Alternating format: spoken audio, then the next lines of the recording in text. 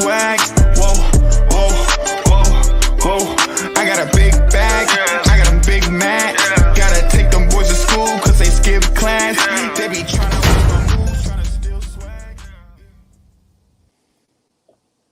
Hey, y'all, what's going on? This is the Shot Clock. Out, Coach Ant Willis, Rob C in the gym. What's good? What's going down? Fellas, man. How was y'all weeks, man? Good, man. Good. Started off kind of bad, but it ended good though. It's good.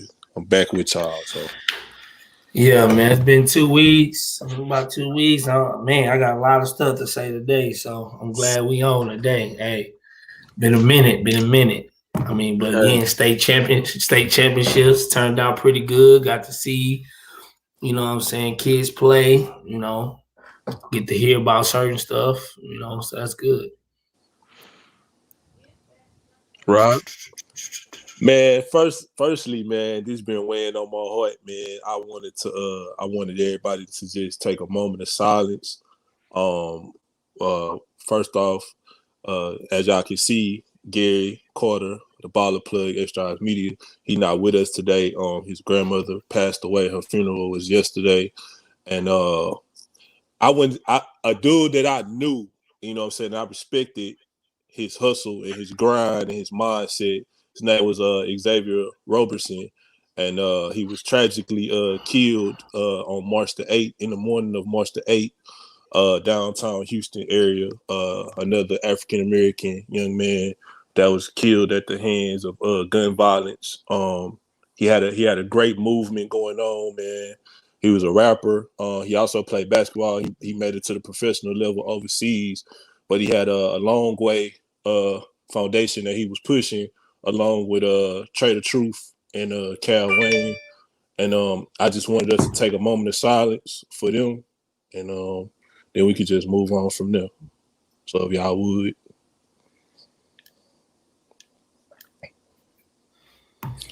All right, appreciate y'all, man.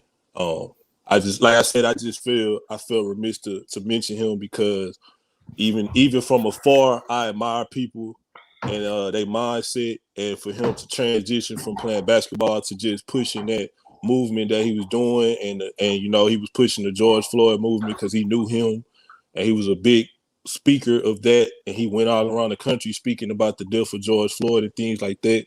So it just hits home when you see someone tragically taken away that you know is trying to push a good agenda into the world.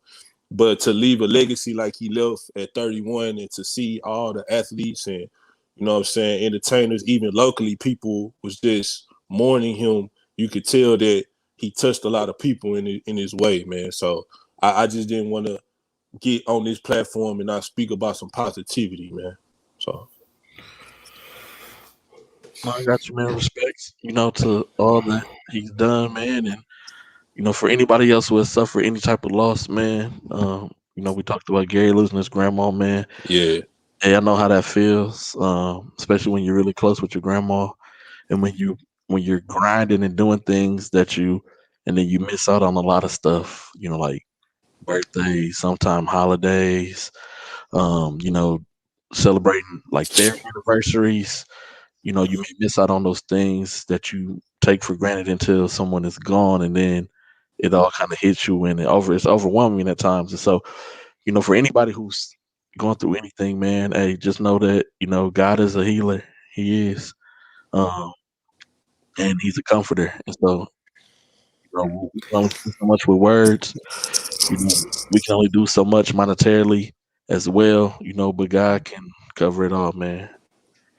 And shout out to all the people who respectively still wearing a mask, because not funny, but crazy thing is, you know, my cousin passed away at 31 last week due to COVID.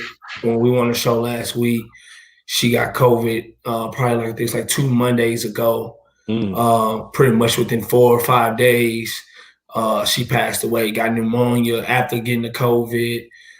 Yeah, she had complications before, but again, like we say, you know, if you kind of respect the situation of others, we can protect each other. And that's why I say, like, everybody who's still wearing a mask and things like out there, all the different companies still going by the rules, the capacity rules, and respecting, what's still going on in this world, regardless of what each other person feels.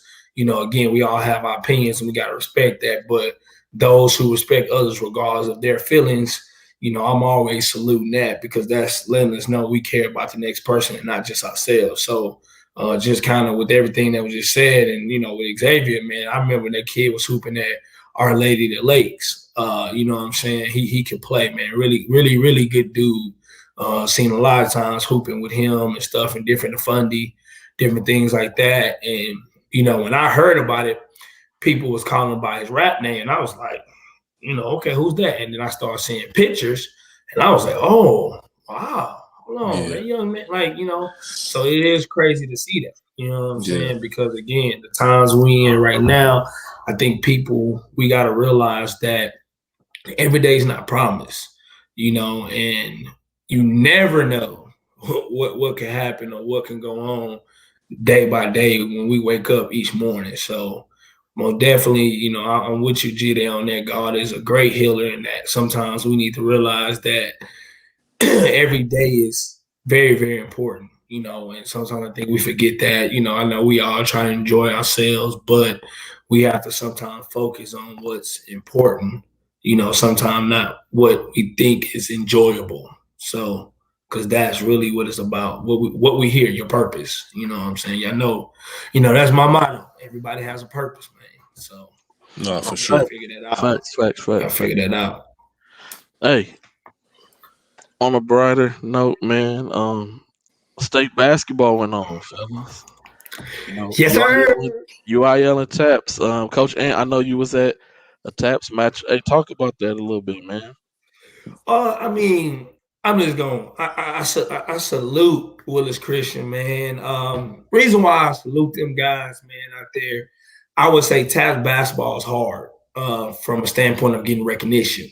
I think a lot of people don't really care for the private school sometimes, but Willis Christian is one of those programs who play everybody. They will run up against anybody, anytime, since those guys have been over there creating that legacy they got. You know what I'm saying? They got 3 state championships, and what people don't understand is they just won back-to-back, but in 2 different divisions. They were in 4A, then moved up to 5A this year and won. So it lets you, it's a testament to how good they really is, and how, the kids over there, how they work with Austin Benini, Pan, Zion, Cedric, Wyatt, Jack Cole, those guys there, main guys who done, on that team main contributors, and, they did a great job. I mean, from start to finish, they was on them like, you know what I'm saying, going hard. And again, Austin Benini, Austin, just a different type of kid. Chance, I love Chance. Like, Chance is so quiet. He don't say nothing. He don't get emotional, nothing. He just hoop. And he's a solid killer. And I still think his potential is still even crazier next year, because you got to think about all these guys are coming back next year. Everybody, Zion, a freshman. You know what I'm saying? So Wyatt, a sophomore, Jack Cole, a junior. Cedric was the only real senior in that group that kind of played a lot. Excuse me. So they come back again next year. So it's just, I see them to be up there again next year. Again. So, but me, I have a soft spot for the private school, because I did it for so long. I coached private school for 3 years. So I know all those coaches out there who coaches at these private schools and things like that, who do a great job of getting these kids recognized and still giving them the opportunity to compete against the public schools and these other schools, so people can still give them that recognition and that credit that they need to get to that next level. So it was a really good game. Fourth Ward Christian had a kid on there who was really nice, long, athletic kid, nice body. For a good second, he was getting busy. He was coming downhill, just, hey, bucket. And, they got down to about 10, and I was like, ooh, this might be a really good game. And then here come Austin, here come Chance, here comes Zion. Pop, pop, pop, pop, pop. oh, let's run it back up. So it was a really good game. Really good game. Yeah, once again, man, salute to Willens Christian on winning 5A in the taps. Um, Back-to-back state champions at that. Austin Benini, MVP. Salute to Grace Christian, won 2A. Yep. We P. got My to boy see. Pat. My boy Yeah. Pat. My Hey, boy we got to Pat. see them at the Houston Private School Basketball Classic. And they a 2A school who was playing a lot of 6 and 5A teams, and still kind of holding their own within the first half of games, and that's good experience to be able to play those bigger type of schools. So when the playoff comes, you're ready. Salute to them. Nick Anderson, MVP. Salute to Nick Anderson on getting the Good MVP. coaching. It's good Salute to coaching over there. Good development. A lot of people don't know Pat, but Pat been around for a long time. You know what I'm saying? Coaching overseas guys with the Houston Blaze. He was at another college before, another high school before here. I can't even think. It's a small kind of school. I think they had 3A or 4A taps that he was at. But I mean, great coaching, man.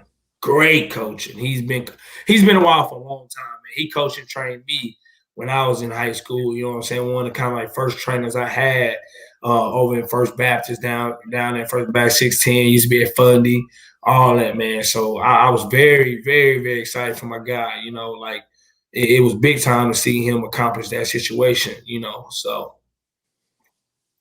Go ahead, Rob. What was you about to say?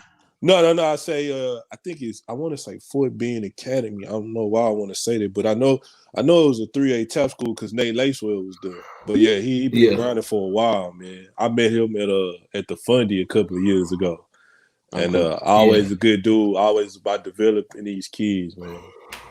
It's a French name.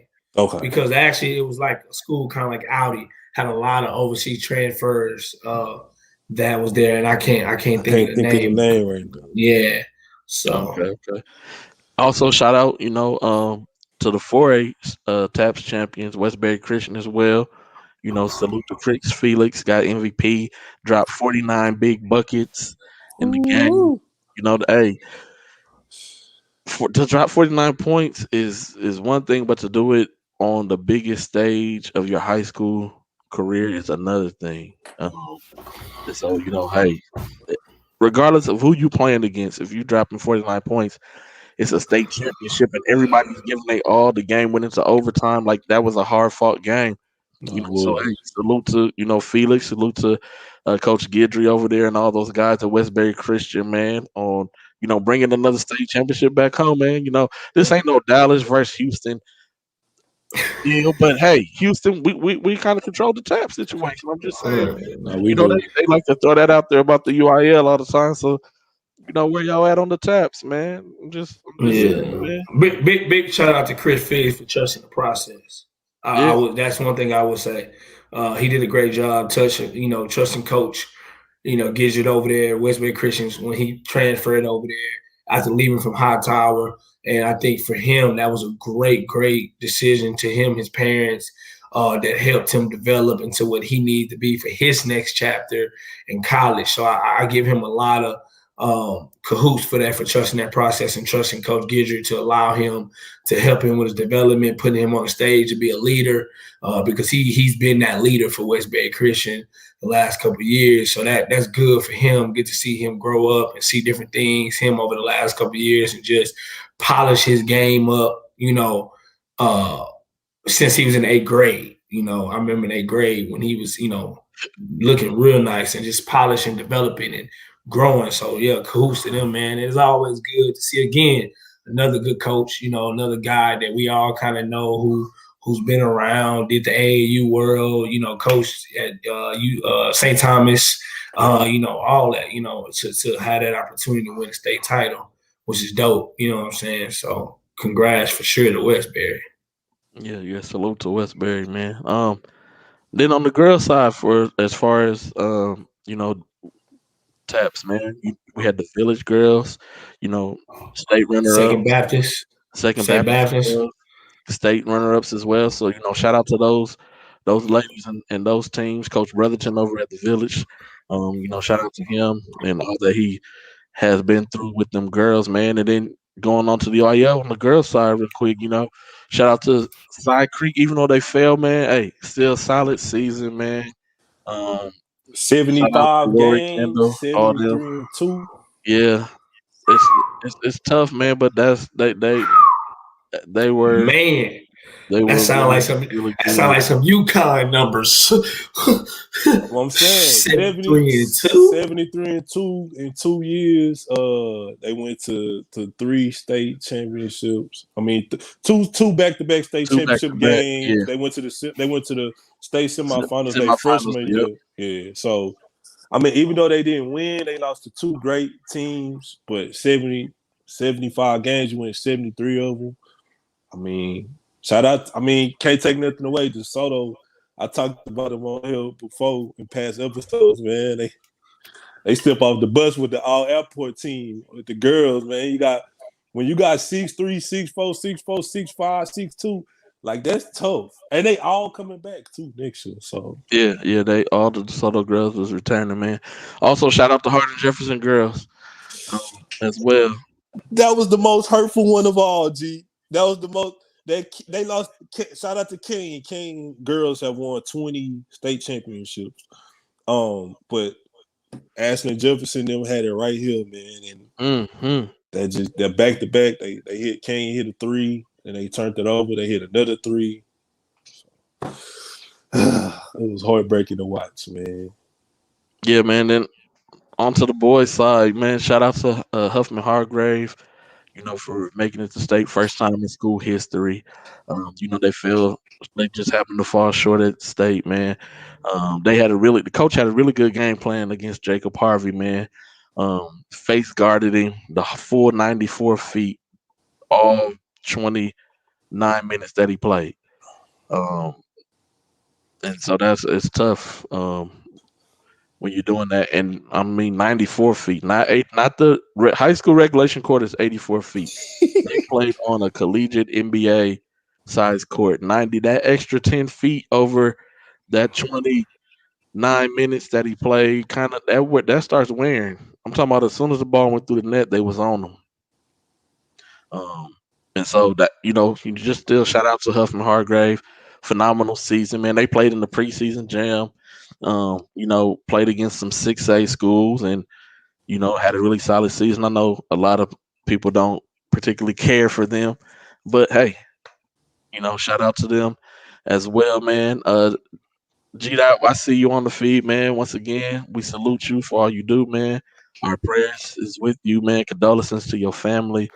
We just hope that y'all all can grow together and get through this, man. We want to make sure we show the girls some love, as well. Second Baptist, the Village, Hardin Jefferson, and Cy Creek girls, man. Yeah. And then, hey, 5A boys. Hey, man, I gotta play this clip though.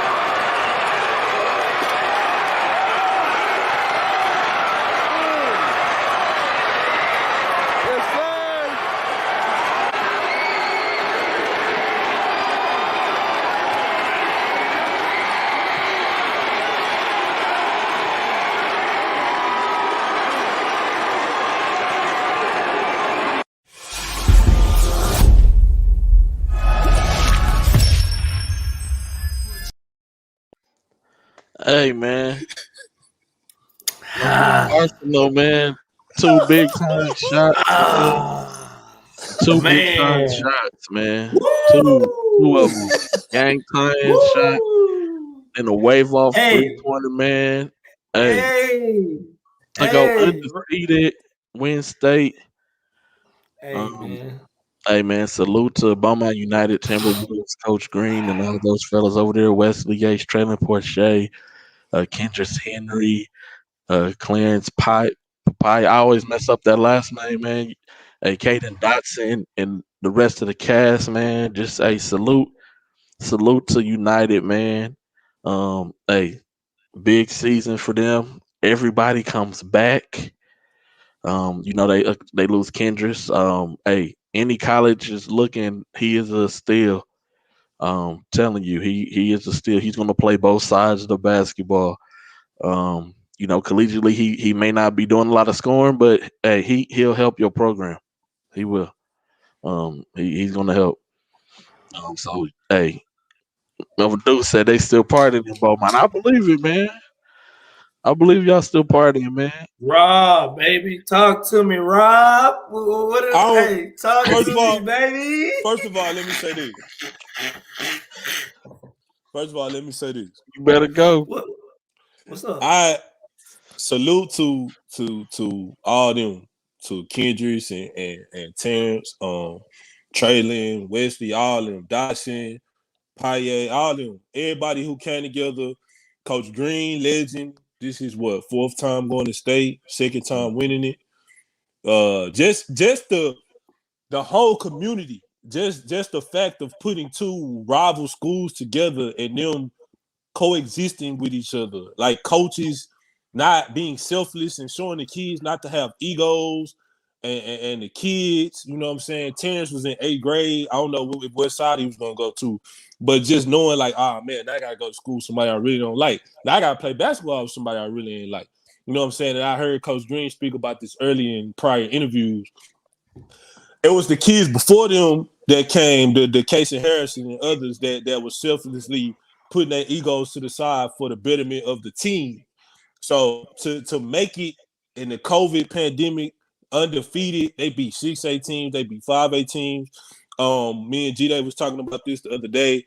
They beat 4 pop. In my opinion, they beat 4 out of 6 of the top big dudes in the state in 5A, outside of Tyrone Baker and the kid that played for Lancaster. They beat Deuce, Sean, Mason Howell, then Charles Cheku without a traditional post. So that was an amazing feat in itself. And when I seen them last Tuesday at Delmar against Leander Glenn, I was like, oh yeah, they ready. But somebody was asking this the other day, is Terrence on the Mount Rushmore of Beaumont? How can you not be? You went 31-0 in your 3rd season on varsity. You hit not 1 but 2 like forever rememberable shots. You know what I'm saying? That should have been on SportsCenter, by the way. I don't want to get into I seen a lot of, and I'm not just talking about one specific person. I seen a lot of people being a prisoner of the moment. I'm not, and I in no way, because Terrence, I want to interview you on Carol's Corner. Let me say that. I don't want to take away from anything that happened, but I don't want to just say now that he hit those shots like, oh, now he's number one. Like, you've been saying it for a long time, so I can't knock you. But I'm just saying, like, I seen a lot of people saying, like, oh, he number one now. He number one. It's like, but this is my thing. This is what I'm gonna say. Me, I've been saying number one. But one of the biggest critics I was on the phone with yesterday, my boy Carter, he said at this point, he feels now the resume is on the same page as Bryce Griggs. And he has a one-up because he has a state title now. And for me, Bryce I've always too. I mean, they ain't play, man. I'm sorry for cutting you off. Go ahead. But that's cool. That's fair. But my whole thing is that this was, to me, a staple for him because he got a chance to play against all, like you said, top programs in 5A. Katy Pato, Manville, Goose Creek, Foster. Like he got to play against some dudes. So he ain't, Kent Ball, like he played 5 people that like got somebody or 2 guys on their team who we feel are good in their class or good in the state of Texas. So for me, it's like, you know what I'm saying? And just again, like I said, I love the kid character. I love the way he plays. I love the way he played both ends. He can play multiple positions. He's a leader. I mean, bro, it's just I'm just, for me, I feel like I told y'all, when y'all came to me and talked about, what it means to rank kids and what you're looking for and what the things is, I feel he has the potential. I feel he has the stock. He has the size. He has the, but like all that he has. And now he's a winner. 31, like he's a winner. So to me, it's like, hey, you gotta give props when it's due and get, hey, at the end of the day, for me, I just, hey, I've been preaching it. And I feel like at this moment, I think a lot of people just see it now. Like, man, that kid, like, but man, the kid has been there, man. Like, I just think this was the right time, the right moment. He sees his opportunity this year to show who he was in good games, bad games. But when it was like G-Day said earlier about Chris Felix, he performed on the biggest stage for his team. And that's what number 1 players do. He regardless, I don't know how many points he had, whatever. I do know. I mean, I know he had a good game. I did see that people post 9. Yeah, 24. Yeah, 24, 7 rebounds, 9 blocks. Exactly. You know what I'm saying? So for me, I think it's just one of those situations where if you hit 2 big shots, you push it in, and I'm not taking away from Wesley Yates. They got a good team. I'm not taking away from the coach because the coach is a good coach. But at the end of the day, I just think, man, like the kid put himself there. And see, because people take the debating as I don't like the kid. Because if we go, and Gina, you a witness to this, if we go back to some of those episodes that we first did on the Houston Hoop Scoop, remember when Bryce first came back, I was saying, were we being disrespectful to Terrence by knocking him down to number 2 and putting Bryce back at number 1 because of the body of work that Terrence had displayed in the summertime? So don't ever get it twisted. Like, I'm not talking about you, but I want the listening and the viewers to understand, like, don't ever get it twisted that I don't like the kid. I'm just, like, on this show, you give one side, you got to get the other side. I just think, like, I just can't be like, oh, well, with that shot now I'm going to say he's number 1. It's like, it's a moment. It's a great moment. It's a outstanding moment. I'm not taking, let me use the right superlative. It's a freaking legendary moment that he's going to be able to tell his kids when he get older, man, Paw, what you used to do? Man, I pulled up from almost 30 feet. And when it was 5 seconds on the clock and I waved at everybody. They're like, no, you didn't. And he can get on there. So it's legendary, but I don't want, like, why he gotta be Paw, man? I mean, 30, 40, down the line, 40 years down the line, man. I don't want people to be prisoners of the moment, though, man. Like, but I think I understand that part. But I think I don't think it's more about the prison of the moment. I think just with the year he had and what he's been doing, and like you said, when Bryce came back, do we just move him down?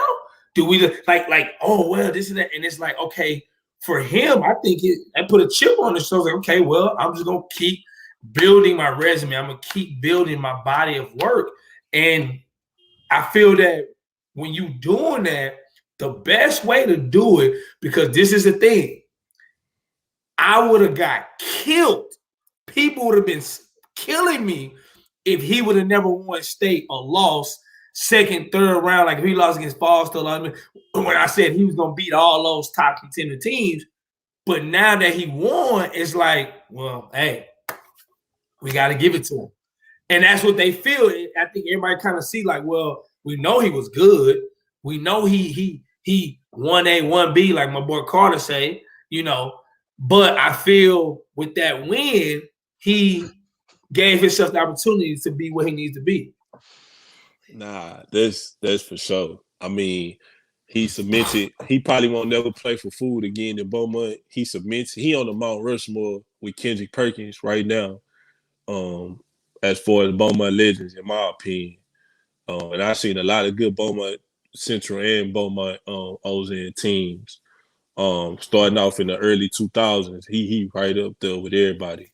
As far as that, like you do those shots on the biggest stage. Coach Green, first ballot Hall of Fame. If he's not first ballot, they need to throw away the Hall of Fame because the man then went to state with 4 different programs, 2 state championships, opened up a new school. You know what I'm saying? Third round championship with a young team, 1 senior.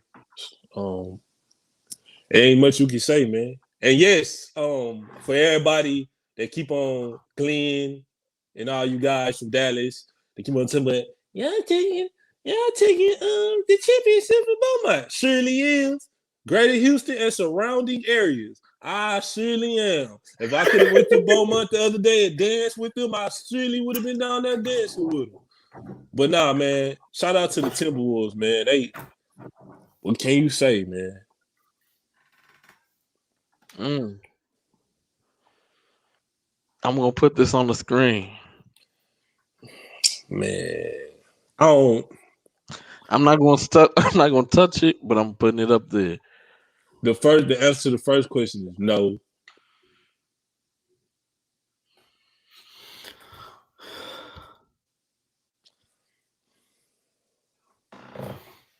All right, if y'all not gonna touch it, I ain't gonna touch it either. I'm gonna let y'all. We're gonna let that be there. Hey, y'all know me. Hey, I'm good. I can talk about anything. I ain't got no issues.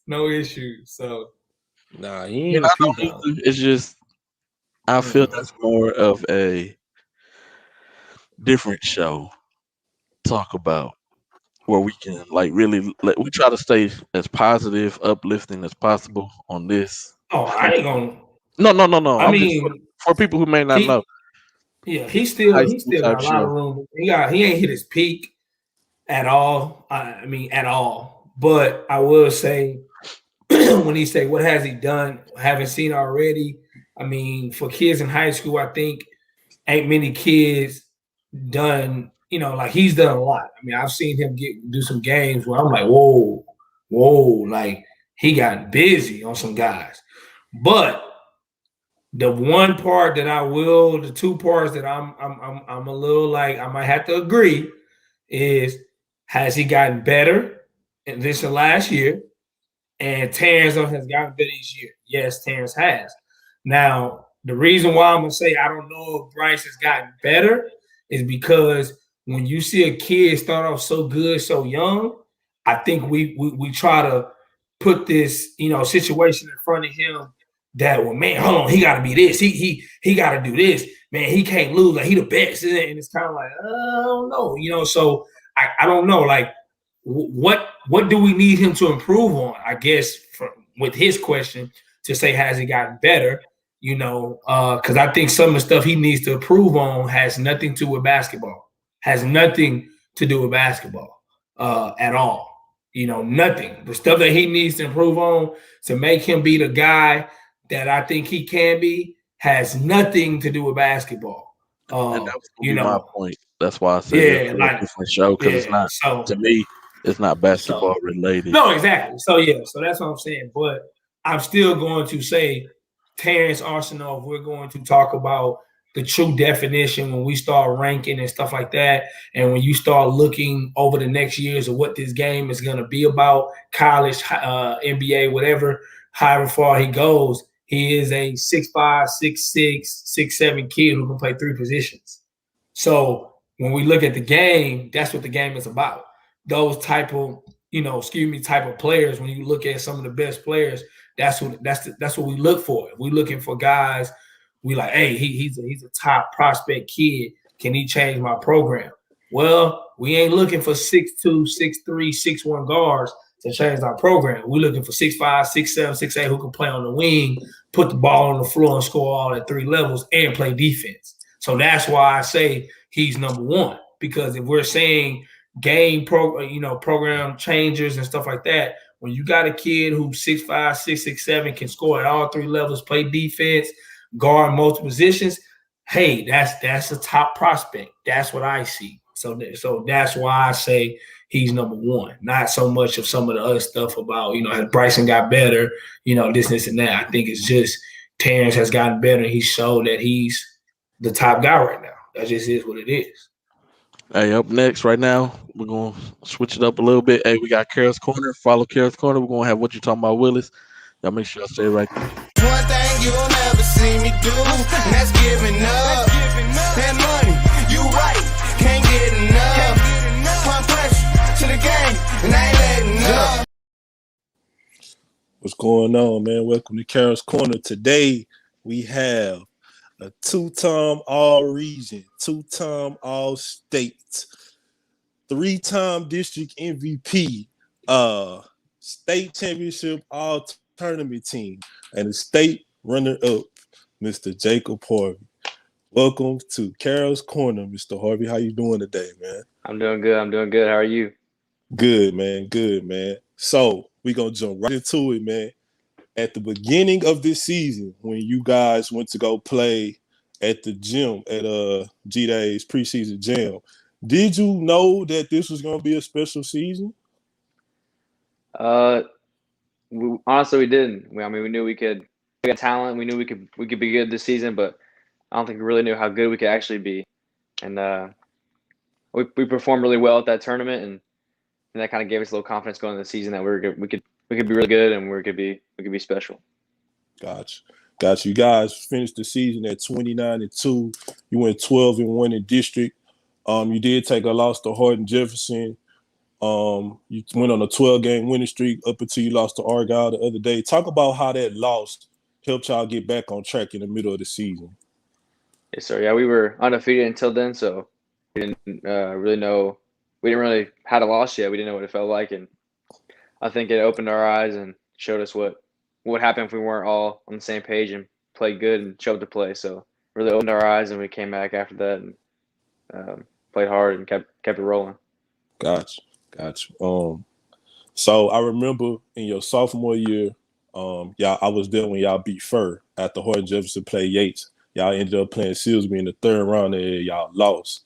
So how special was that to go back this year and kind of get that little? I know those weren't the same guys, but to just get that revenge and go back and get that win for Coach Barrett and for the city of Huffman. So yeah, it felt good. I mean, they beat us pretty good my sophomore year, and like you say, even though it wasn't the same guys, it still felt good to get back to Silsby, and especially the way we ran it, the way we won it, and the round we won it in is special. Yeah. Just talk about Coach Barrett and the inspiration that he gives to you being his best player or one of the best players on his team. Like, how's the dynamic between you and him? I think you played for him all 4 years, if I'm not mistaken. So just talk a little bit about him and the effect that he had on your game. He's a great coach. I've had him all 4 years. I've gotten really close to him. He's really trusted me over the 4 years to be the player I am, and he's really put me in a position where I can build myself and become a leader in the program. And he's really trusted me. He's given me the keys since I was a freshman, and it's been really special to play for him and have him be there for me and back me up at all times. Gotcha. I know your first 2 years at AAU, you played with the Top Guns with Coach Ware, and then this last year during the pandemic, you played with Drive Nation. Just really quickly, just speak on those two programs and the push that they gave you as well to do good during the seasons. So they put me on a stage where I could perform and get better over the summer, and definitely made me a lot better when it came to district play, and throughout Huffman basketball made me better.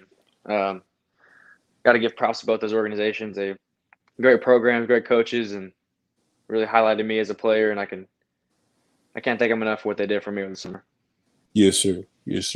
I was there when y'all played Bourne. For the people that weren't there, just give them a little recap about that.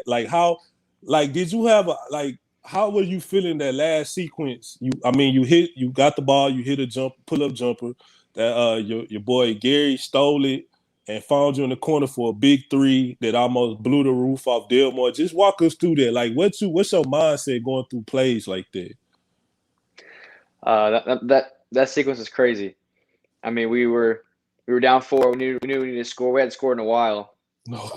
and so we just called timeout. Coach Barrett gave me a talk and said, we're not taking a lot of shots that we need to be taking right now. So I called Gray over for a screen, and I was able to knock down the jump shot, and then he ran through a pass and hit me in the corner. I was able to knock him down, and we went up by 1. But at one point, and it was just crazy.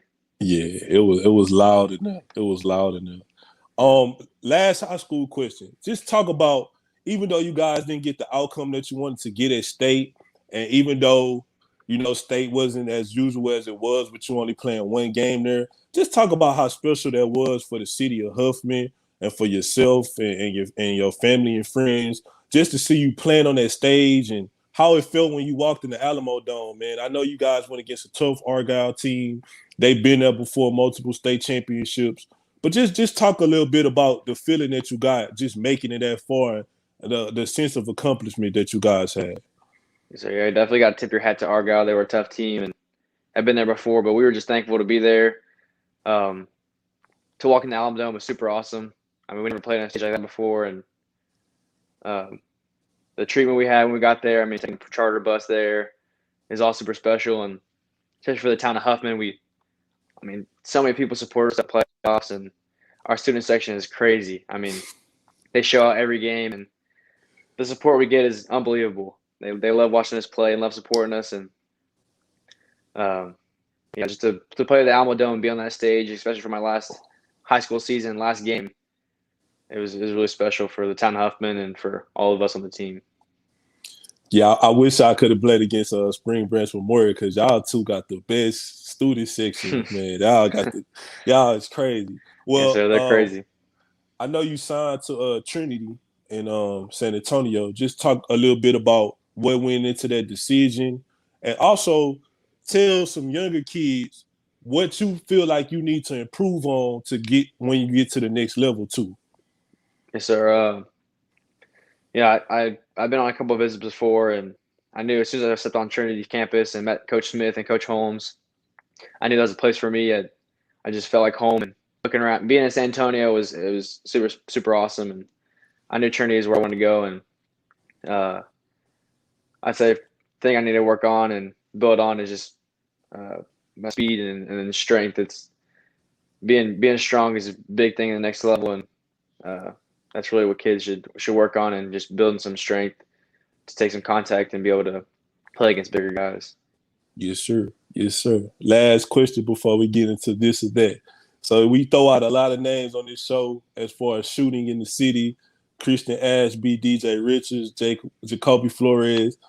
Are you the best shooter in the greater Houston and surrounding area? Will you stamp that on Carroll's Corner? I'll put that down. I'll put that I'm the best shooter in the greater Houston area. Okay. Really quickly, one more question. Somebody wanted me to ask you about the state championship game. How was it getting face guarded 94 feet? Like how was that? Yes, sir. I've seen it a couple times before the season, throughout the season, but especially like it being a bigger court, and they had a game plan to not let me get to the free throw line and limit my touches. But it wasn't too difficult to catch the ball. But once I caught the ball, they were really active, and they were good defenders, and it made it tough to score. Yeah. That we was talking about. I don't know if you was watching, but Jeffrey was talking about that earlier in the show about the court being 94 feet. And he said they was on you from the time of go. But, man, before we get into this or that, I mean, I know a lot of times a lot of evaluators or basketball cities, we just worry about what's going on inside the loop. I personally want to congratulate y'all, you and the rest of your team, Coach Barrett and the whole city of Huffman, for making it that far through all y'all had to go through during the pandemic, man. My hats off to the whole Huffman-Hargrave area.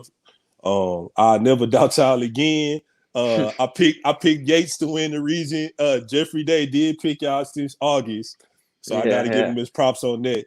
But man, just hats off to y'all, man. The whole city, y'all came together, man, and y'all did something special.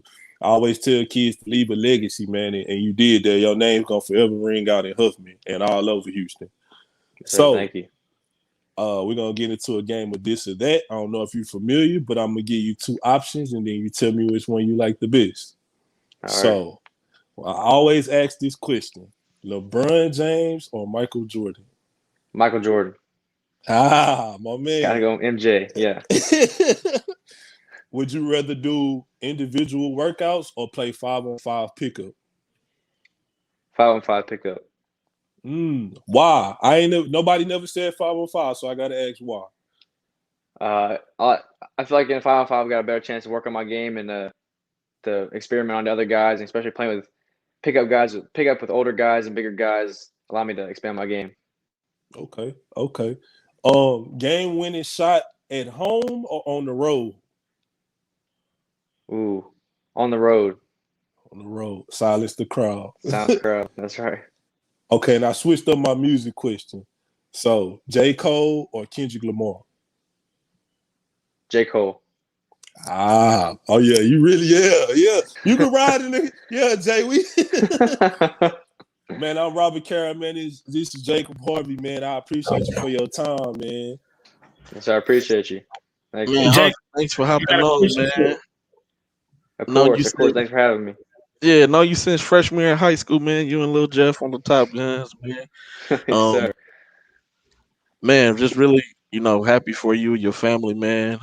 Like Rob said, man, I picked y'all from way before the season started, man.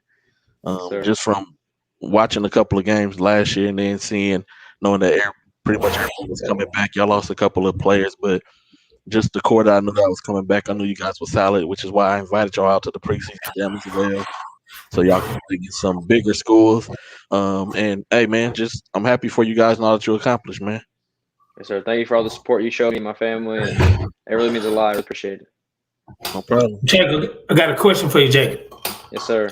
So, I got a chance. It's just that simple. It's Michael Jordan. It's just that simple. I wasn't even going to ask him about this. See? Oh, okay. All right. Listen, I knew he was going to pick Michael Jordan. He got a Michael Jordan shirt on. So I knew, come on, bro. Come on, man. I want to yeah. And he always got the J's on with fighters. That's right. So again, That's right. that was come on, man. I knew that already. But I think the best question is, Jacob, that I think a lot of kids need to understand, especially I think for a lot of guys like yourself who had to come from as an underdog and prove that you can play at the next level. And I feel you could have played D2. So for me, I guess, and you probably felt that way again, but I guess, what was that process for you when you thinking about, like you said, Trinity felt like it was like home and things like that. But truthfully, how was that process for you with the pandemic last year, over this year, just kind of making that decision of where you want to go and not waiting, now that you went to the state where you might have some more colleges interested? What made you make that decision and be okay with playing at the D3 level? Yes, sir. It was tough because I had no offers coming into my senior year, and it really started to pick up over the summer. And I started getting offers coming in. It was tough to make the decision, but I felt like Trinity was going to give me the best opportunity to come in and play early. Nothing's guaranteed, but definitely give me an opportunity to show what I can do and put me on the platform. And then I knew throughout the playoffs we might make a deep run, but I feel like I always thought that if the schools wanted me, they'd come after me earlier, and Trinity was always there, supported me, and even came to watch my playoff games. And just that if someone come in late, if they wanted me, they already knew who I was. And that's how I kind of thought, but Trinity knew who I was and liked my game, and that's how to go with them. Hey, G-Day, I need you to cut that part right there and just put that on Ball So Hard so people can understand what it's really about. Because he just said a very key point. They came and they was interested in him early, so therefore they mean they wanted him. And that's what I wanted to hear, because that's really a smart decision. Jacob, like I said, I got a chance to really get to see you play over the pandemic. Really didn't know anything about Huffman like that from that standpoint. You know, yes, they did put you on. I was like, this guy, Jacob Harvey, you know, this. And I'm like, who is Jacob Harvey? You know, but I am going to say this, Jacob. I am going to try to put a little bet out there and try to see if I can get like I said at the back at our preseason jam, get all 5 of y'all, you, Jake Arnold, couple of other guys that put all 5 of y'all out there and let's see this. Let's do a 3-point shootout and really see who the best shooter in Great East scenario. That'd be fun. That'd be fun. Hey, facts. I think, I think a lot of people want to see that. So, nah, for sure. Yeah, man, great season, man. Thank you. Great season. Yeah, man. All right, Jacob. Anytime you want to hop off, you can, man. We appreciate you for hopping on, man. Appreciate your time. Thank you for having me. Thank you. No problem. Man, that was Carroll's Corner with Jacob Harvey, state runner-up. Rob went through all his accolades, man. Salute to them. Yeah, man. The kid got a list. Man. Yep. He did a great job, man. I salute him, man. Like good hardworking kid. I've seen him develop over this last year and a half. Once I really got into the scouting and looking at kids and stuff like that, I seen him develop over the last year and a half. And I mean, it's good to see the work he put in to get his game to where he's at now. So really good. Yeah. No, it was, man. All right, up next, man, we got, you know, it's him. What you talking about? What are you talking about? What are you talking about, Willis? What's good, world? It's Coach Anthony Willis. Well, what you talking about, Willis? Y'all know me. Like I said, always I try to just drop some knowledge, drop some gems, keep people on their toes on things that I think a lot of people don't like to talk about. And again, like I said, it's never nothing personal. It's just certain things of knowledge that I feel we need to be able to have open conversations about. So today I'm going to talk about being transparent. You know, I think where the game is today, basketball, high school basketball, especially here in the city of Houston, I think, you know, even with training, I think the word transparent needs to be more at the top of some people's lists. And I think it's because I feel like we try to close each other's eyes, you know, with coaches, with kids, promising them certain things, trying to use that to get them to put them in a situation where it's a betterment for them and not the kid. You know, certain parents not being transparent on what they want. You know, I think kids are starting to not understand what it's really about to get better and develop. But I think it's just about being upfront.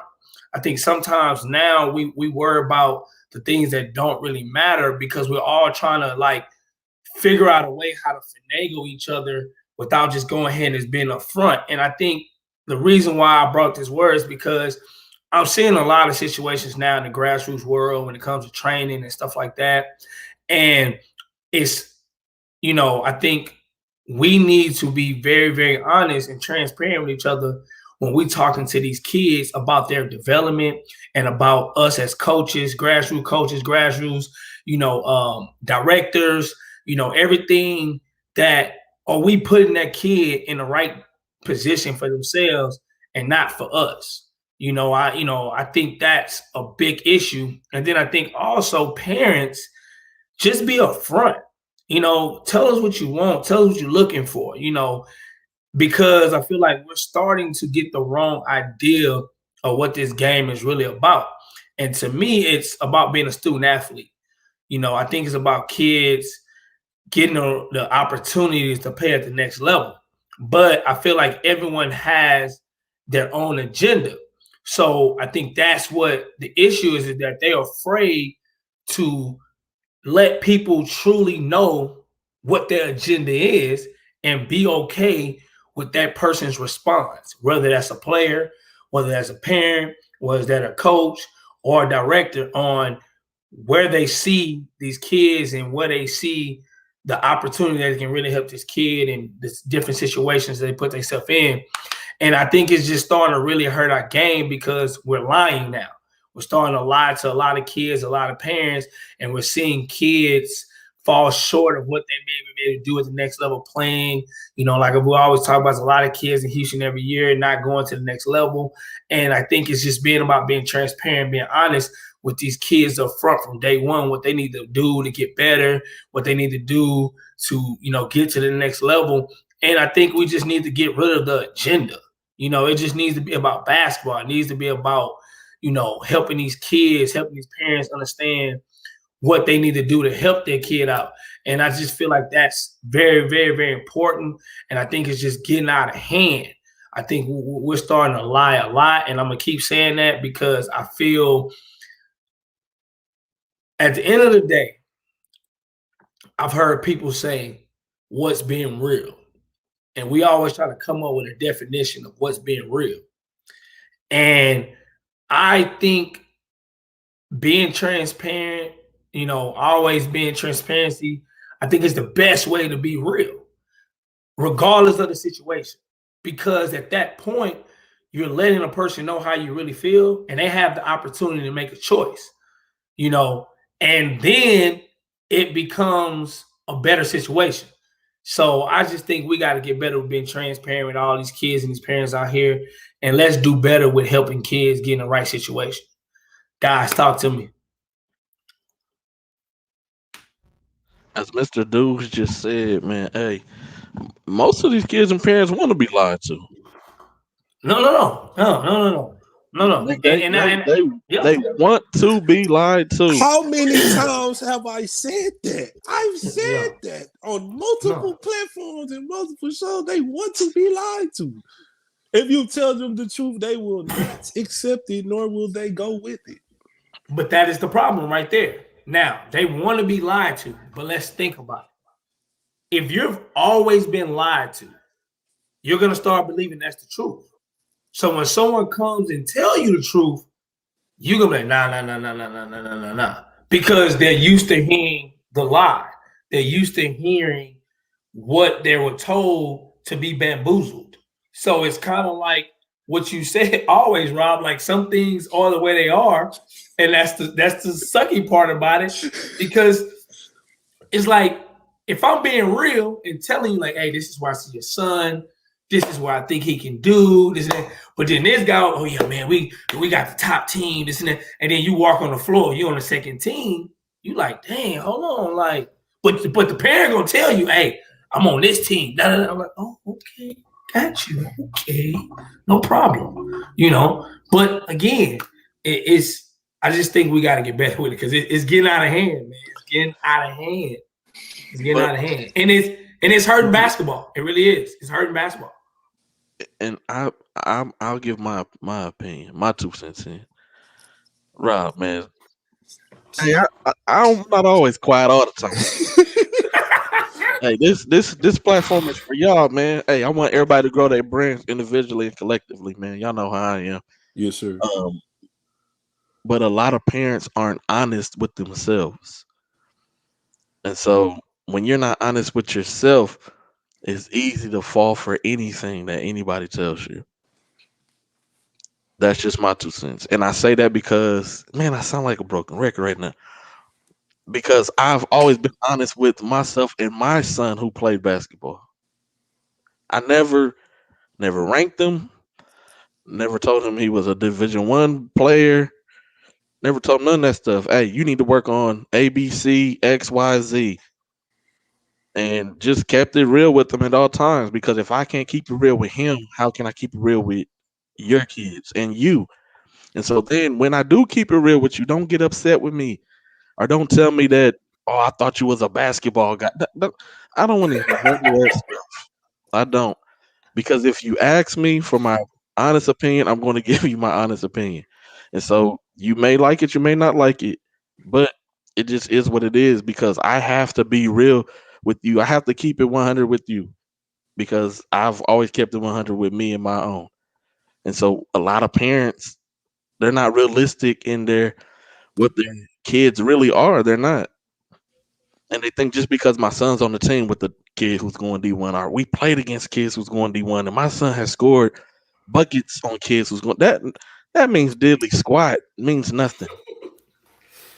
Nothing I at know a all. lot of kids like that Nothing at have, all. and they didn't get nothing out of it. So I mean, My son has but played with a kid right now, Adam Miller, University of Illinois. DJ Stewart, who's at Duke University. He's played with Caleb Love, who's at North Carolina University. All on the same team. A kid named Lamonte, who's right now top 25 JUCO freshman in the country. Another kid, PJ Edwards, who's going to Central Florida. Come, he's not, and my son's not, and these is all kids who's D1. He's not D1. He's not. And guess what? All the kids to this day, all of them still cool. They all respect me. All respect my son. I be seeing them on the video games. I don't see them anymore because he's in college right now. But they be all on the games chatting, blah blah, and then they be talking crazy, talking about, "Hey, remember that time we did this?" And they still the best of the friends, and they not even tripping that he's not D1. Hey man, at the end of the day, people got to worry about what's going on in their household. If you're not, you gotta sweep your own porch first before you start talking about somebody else's porch dirty. So a lot of parents, they start, like you say, they get enamored with, oh, my son playing with Dilly Woo Woo, and then Dilly Woo Woo going to Duke, but your son 5'9", and I'm not saying there's nothing wrong with, because I know people be, oh, when you talk about 5'9" kids, I'm just using that as an example. So let me disclaim everything I say now. So 5'9" guards out there, I'm not slighting you. You can make it to Division I at 5'9". So let me, before people start saying that. But your son 5'9", the other kid 6'7". You know what I'm saying? Like, No matter. And then it becomes cancerous, because then it's like, well, you need to go do the same thing he doing. If he going to Illinois, you can go to Illinois too. Like, you got to be honest with. It is. It's look, man, you gotta be really, really good, really special. You have to fit the puzzle piece if you're not really special. You gotta fit in within that coach's system and what that coach wants to do. And so if you're not one of those 1%ers out there who 25 schools is gonna offer that kid, you gotta fit the puzzle piece. For sure. And I'm just saying, hey, Melvin Dudes put it, hey man, this is something, I'm not saying that you're my grandpa, but man, this is something my grandpa used to tell us all the time. He was a notorious street racer. And he used to tell people all the time, he used to bet people who had fast cars back then. And he would be like, they didn't know who they was lining up the race against. Cause I know how to shift the gear. Hey, I'm not no race car driver, but that car right there reminded me of my grandpa talking about he didn't care what they had, Chevelles, Mustangs, none of it. He would kill them all every time until he got known. Hey man, you don't want to race against this guy. And so just because you in a nice car, or just because you wearing a EYBL or a UAA jersey, that doesn't mean anything. It doesn't. There's no guarantees. No. Coach Stewart just said that percentage is low. Man, I'm telling y'all, man, it's not as easy as you think it is. It's not. And just because you play with them kids, against them, with them, friends with them, cousins, whatever it is, that don't mean nothing. And I think the biggest thing is, what I've tried, again, try to do is just break down everything that I've talked about over the last couple of weeks. How about benching your D1 player so he doesn't outshine other players so that they can get looks? I've seen that too. I've seen it. I feel it's just one of the situations. I think we just have to get better with this, in this basketball community with all this, because I think at this point it's getting out of hand of what the true situation is and what we're trying to do with these kids and trying to develop them for whatever the next level is, and I was talking to somebody the other day. I bet a lot of kids don't even know how many opportunities they really do have. And the reason why I say that is this, okay? everyone knows it's D3, D1, D1, D2, D3, 4-year NCAA. You got NAIA, you got D1, D2, D3, JUCO. All right. But they don't know that it's so many other levels outside of that. That let's think about this. Everybody watched Last Chance U, right? I haven't watched it yet, so don't. Oh, You ain't but watched not one episode? Okay. no, this is spring break, so I'm a kill it. Gotcha. But my point is this: the JUCOs in California gets D1 prospects. Like I'm talking about guys who can really play.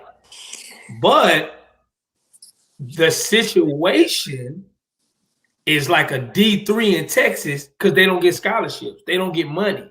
Nope. But it's D1 players playing out there. So sometimes you don't even know, like, you could probably go play out there. Yeah, it costs. But what I'm saying to that point is like what Scott said earlier, it's the percentage is low. It's a cold. Like you got to realize, man, like you got to take the opportunity that's given to you. Because whatever that opportunity is, I'll be honest with you, hey, it's an opportunity that you need to take because everybody ain't getting one. Some people are just born to do certain things, and one has a different path. Well, hey, we gotta get. Well, we getting Coach Mr. Stewart Kisser and Coach Stewart on at the same time. We get both of them on the same time. Definitely. Yeah, for sure. Just real quick, I ain't gonna give too much away because they say he haven't watched it, but I will say this. I remember the kid, the one that played for Oak Hill, when he was on team with Dwayne Bacon. And it's like, bro, he was a 4-star recruit. Like, he was nice with it. Cause when I seen him, I'm like, bro, like the big kid they used to shoot for Oak Hill. And then when I started watching, I'm like, that is him. But like you said, like, you got kids that's here that's turning on JUCO opportunities or D2 or D3 opportunities. This dude played at one of the most prestigious high schools and went D1, had to go back to JUCO. And like you said, he got to stay off campus and find his own living situation, his own food. Ain't no meal plans and stuff. And there be kids like, oh, yeah, man, I got D2s, but I'm waiting on D1s. Or I got JUCOs, D3s, but I'm waiting. I mean, like you said earlier, a lot of kids can learn from what Jacob Harvey said, because I say this all the time. When kids ask me about recruitment and I know who recruiting them, I say, man, you danced with the girl you came to the prom with. And when I say that means what Jacob Harvey just said. Like, schools being loyal to me at the first beginning, them the schools I'm a look at. I ain't gonna go look at no school that just seen me at the state tournament and now they want to come start calling my phone. What about the schools that's been there since July, August, September? They really want you. You know what I'm saying? So it's a lot, man. It's a lot. I just think people need to immerse themselves in the research of what they're trying to do, man. No, and Coach Stewart, I agree with you 1,000,000%. It's not going to rub off on you. It's not. It is not, man. You know what I'm gonna have to do? What is he talking about? You know what I'm gonna have to do? I'm gonna have to bring these kids on here. That's what I'm gonna have to do. It's not. It does not rub off. It doesn't. It doesn't. Just because you the money guy and your kid on the court with a EYBL team don't mean he gonna get no looks. I'm capping, Rob. What am I capping about, Carter? What am I capping about, Jakarta? But no, for real, like it's not. It doesn't mean you. It's and you're right. And California JUCOs, no scholarships. Ooh. And they got dogs. The state of New York JUCOs, no scholarships. No scholarships. Boys, there four dudes in a 1-bedroom apartment. Yes. Yes. Hey, it's tough out here. Okay. It's tough. It is. It's not easy. And so it goes back to what you were saying. Transparency. You just gotta be just be honest and be real. Just because you play with me don't mean you're gonna be good.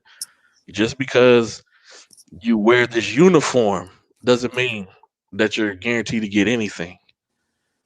It all requires work, ethics, and as Coach Stewart said, some people just born to do certain things. Some people just born with it. You know, everybody got a different path to walk, but everybody always want to get on the broad road. You got to walk that narrow path, man. You got to. That narrow path is tough. It's hard. It is. On the broad road, it's a couple of things you can see. You can stop and you can mingle and try to fit in and blend in. That narrow path is what's really for you, though, because that's all about you, your walk. Y'all got to take that narrow path, man. I ain't trying to preach, but I'm just saying. Nah, for sure. For sure. Facts. And that's real, man. Hey. And this is true too. You know, kids, you know, they turn down schools. They do. It could be a school from their own city, a school that's close, like even kind of close to home. Hey man, I watched Casey's interview, man. I mean, it ain't for everybody, but he was like, man, I told my mama I'm gonna commit to Lamar. And he said his mama was like, you might want to just keep on thinking about it. And then he said like 6 months later they was taking the unofficial. And he told her again, like, man, I'm about to commit. Like, I know this is where I want to go. I'm about to commit. You know what I'm saying? And that's what he did. And he could have went off somewhere else and been productive, but man, when you write that book, I'm buying it. I want it autographed. Oh yeah, I'm definitely buying it. I need an autograph from the whole Stewart family. Hey, anytime anybody's doing anything like that, man, I like to support that. You know, I like to read a little bit, so knowledge is power. Nah, for sure. Let me know. Nah, that was transparency, man. I preach that in my own household, man. I mean, you got to. If you can't start at home, you can't go out anywhere else and be transparent. If you're not gonna be real with your own kids, look, my kid is really not that. Look, son, you're okay, but you're not that good. Or son, I know you're really not a point guard, but I want you to play point guard just so you can have the ball in your hands at all times, so you can decide when you want to shoot it instead of waiting for somebody to pass you the ball. It's a lot, man. It's a lot. And people, it's like what Mr. Dude said earlier. People like to be lied to. People like to be lied to. A lot of people don't want that. They don't want your honesty. They want you to lie to them. They want you to paint the picture so that when they buy the picture, it's kind of like if you're buying Basquiat art. I'll use him, a modern day artist. You go buy some Basquiat just because it's popular, but then when you get it home and you put it on the wall, you're like, man, this little stick figure guy with the crown on his head, I don't know what I was thinking. I bought this $5,000 painting and it's really ugly to me. It's hideous. But now I'm stuck with it because you wasn't honest with yourself. You just was doing something because somebody else was doing it. Hey man, nothing against Basquiat and his art. You know, shout out to Basquiat, man. And what he does. But he in that narrow lane. He is. He in that narrow lane. He doing what he do, regardless of what we think what it look like. He in that narrow lane. And sometimes, man, that was a great point there, because people need to understand what you was just saying. Like, he in that narrow lane. Everybody don't like what he doing. He chose to do what he wanted to do and made it what it is. And sometimes, like I always tell kids, you know, I think this is what people need to understand. Everybody talk about they want to make money playing basketball. They want to make money, okay? If you want to make money playing basketball, then you need to put yourself on the best stage that's possible for you. Meaning, there's guys that's in D3, NAIA, something. They get paid a lot of money to go overseas. But kids think, oh, no, I got to go D1. No. Go to the place where you can play your game. Because the only way you're going to be seen or get the same thing when it comes to scholarships, when you're playing over the summer. Again, yes, you know, even though I don't agree, but Rob, hey, I get it. Yes, the EYBL is one of the best platforms. I get it. But I still believe if you go to the right place that has a platform that, you know, that you can showcase, you will still get the opportunity to be known or get the opportunity to play to the next level. And sometimes that's why I think kids don't understand is they go to certain places thinking, oh yeah, if I go here, I'm gonna get an opportunity. Oh yeah, no, but really it's go to the best place you can go to where you can develop, get better, and be showcased for yourself and your true abilities. Because sometimes kids don't understand what that means. You know, it's one of the biggest issues that's out there. One of the biggest issues. You know, I've been called a dream killer, lots of times, because, and I tell kids, and I'm only saying this because to Coach Stewart's point. Skip making the money. Skip going to the NBA. Hey, use basketball as your tool to get a free education, man. $100,000 education that you don't have to pay back ever in life, and graduate with no debt, not owing Sally Mae, U.S. government, whoever else is one of them lenders, not owing FAFSA, not a single dime, not owing your parents no money. You got to pay them back later on. Go to school, get your education, get a degree, and make some money. Become a CEO of a 40. Start your own business, Fortune 500 company. Hey, what? Hey, we can do these things. We can. And so we have to preach, use basketball as the tool instead of you can be the next LeBron James. No, there's only one LeBron James. I mean, there's a LeBron James Jr., but we call him Bronny. But he is nowhere near like his dad. Michael Jordan had Marcus and Jeff, and they where are they at? Who are they? Michael Jordan gets on Twitter every once in a while showing what's the new Jordan that's finna come out. Or he created this new colorway that only he can wear. It's only one Michael Jordan. There's only one GOAT, LeBron James, baby. No. No, is Michael, man. Come on, man. But seriously, get the education, get that degree, get a good job. Parents really honestly want their kids to be better off than they were. That's the end goal. I want you to be better off than me. I don't want you to make the same mistakes that I've made. I've been there, done that. Hey, I mean, this show ain't about parenting, but you know, it goes hand in hand though. It does though. Hey, I've been there, I've done that. I made those mistakes. I'm trying to keep you from making those same mistakes. Hey, people just don't. It goes back to that transparency, man. It's when people just want to be lied to, man. But and it's like you said, Ant. When does it stop, though? When does that stop? When does it stop where you're tired of people lying to you? When are you going to ever take them blinders off your eyes? You know why they put blinders on horses? So that they can only see straight. I need the horse to go forward.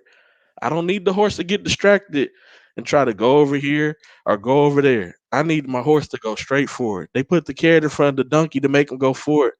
Hey, mule, I need you. I need to use your power to plow. So I got to put this carrot in front of you so that you can go straight forward, not nowhere else. Because if you see something else, you're going to get distracted.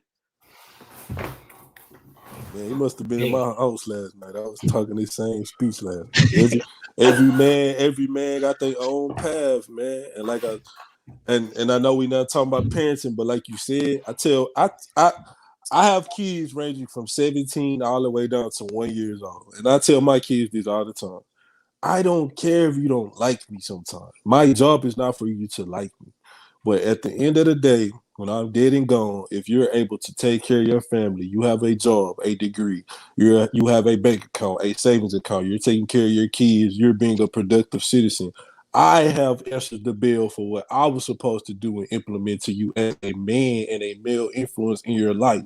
It's not to feed you everything you want to hear or to tell you everything that you're doing good. Because my son, he'd be like, why you always pushing me? And like I said, mediocrity is not accepted in this household. We all pushing each other to be great every day. Every man's path is different. I don't want to be, if I die, they keep asking me that. Well, Daddy, if you died and came back, who would you want to be? Robert Carroll, again. I want to be me. I don't want to be nobody else. You know what I'm saying? And like I said, like you said, and I tell them about me telling other kids the honest truth about their recruitment. I used that last night. I said, if I can go and tell other kids the truth about themselves, why the heck I can't come here and tell y'all? And I'm responsible, like God has me responsible for y'all well-being. So of course I'm not gonna sugarcoat nothing with y'all. And I think parents have to take a hard look at themselves. And they have to dig down deep and understand this is not for me. I need to do what's best for my child. I need to put my child in the best situation. Because let's just say you do hood wink somebody, you go D1. Now you sitting on the bench. Now you disgruntled on D1. And I will say this again, I've said this multiple times. Parents, if you go talking to coaches while your kids in college, you only making the situation worse. They don't care. They 18. They want you to move out the way. Let me do my job. Yeah, they're going to tell you all the good stuff. Oh, yeah, Mr. Day, we're going to take good care of your son. They don't give a damn. They want you to move out the way and let me coach this 18-year-old kid. I'm trying to move out the way. What you mean? No, I'm just saying, like, I ain't trying to talk to no coach. Hey, you know, these parents, they want to, well, my son only played 15 minutes, and you told me he was going to play 25, and they're going to tell you all the things you want to hear, and then when you leave, it's going to be the same thing. Because I'm not putting my mortgage and my child's tuition and all that into what you say. So. And just to sum it all up, this is, people like to be wanted. People like to be wanted. Yeah. They want to feel needed. They do. That's what people like. And so if you can make the parent feel that you want that parent or that you need them, then you'll get the kid 9 times out of 10. Yes, for sure. But it's really if you make that parent believe you want that kid. Yeah, that's what I'm saying. But by that you're saying I want you too, though. Yeah, no, that's true. That's true. I need you. That's true. That's true. Hey, that boy. Sometimes the parent just be the money person. Hey, their kid is horrible. Hey, I just really need your money. Is what I'm really saying without saying it.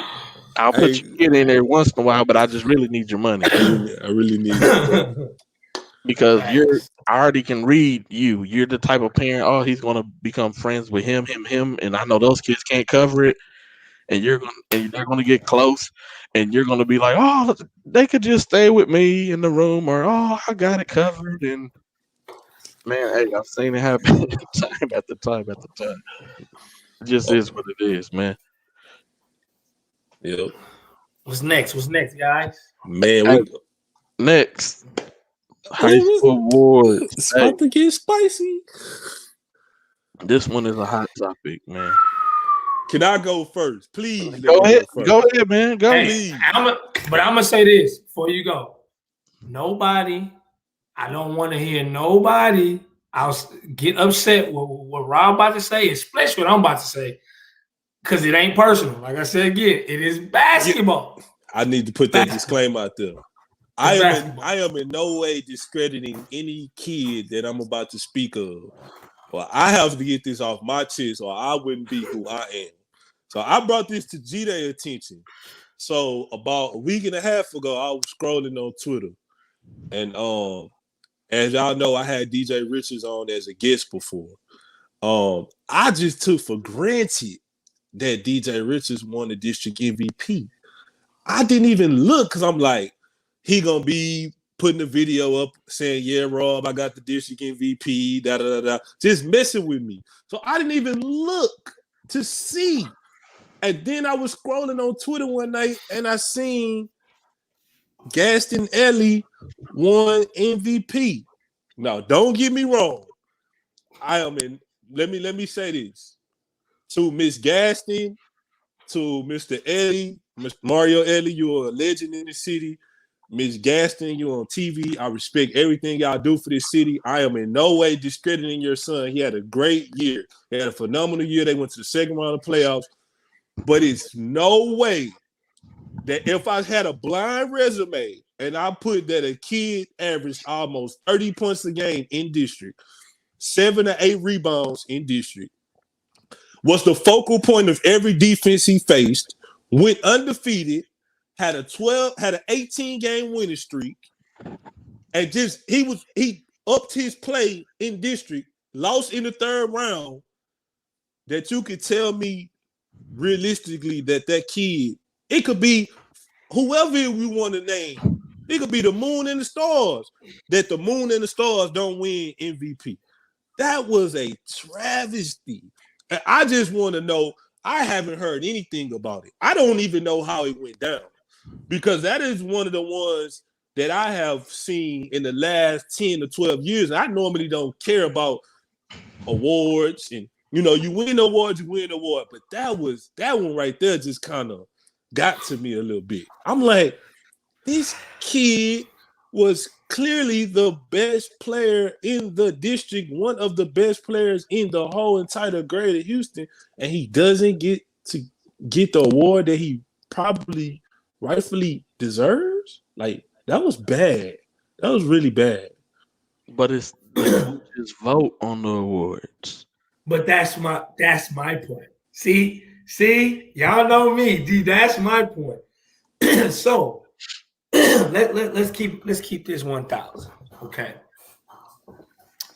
DJ Richardson can hoop. He can hoop. Ball out. So when you start thinking about things of kids fitting certain images, when you're at the game, that parent that's in the stands, you got a kid, you got another kid who dad played in the NBA, things from that standpoint, I think it's an issue, because I feel that he was snubbed because all the coaches like how Elliott plays his character and how he comes to approach the game. Quiet, don't really say much. He's not brosy, braggy, that. And I have an issue with that. Because it shouldn't be about that. Now, granted, I will say this. Now, if it was because that Memorial was second in district, Side Creek was first. If you take DJ Richardson off of Side Creek, they still probably can make the playoffs.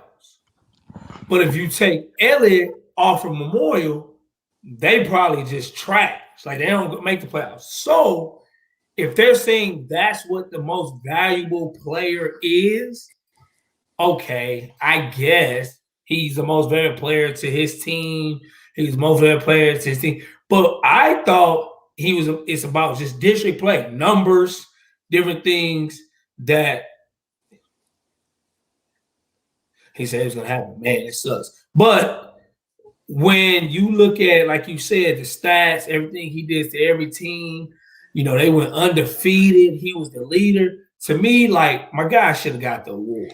Like, I just don't think there's nothing that can be said. But I really think it has to do with things outside of the court. And that is a terrible character of justice. That is unfair to the kid. First of all, they changing you. If that is the case, you swinging the pendulum and you changing the requirements for it. Because if I'm averaging 20 points in non-district, and then I average 10 plus more points, I'm averaging 4 rebounds in non-district. Now I'm in district, I'm averaging 9.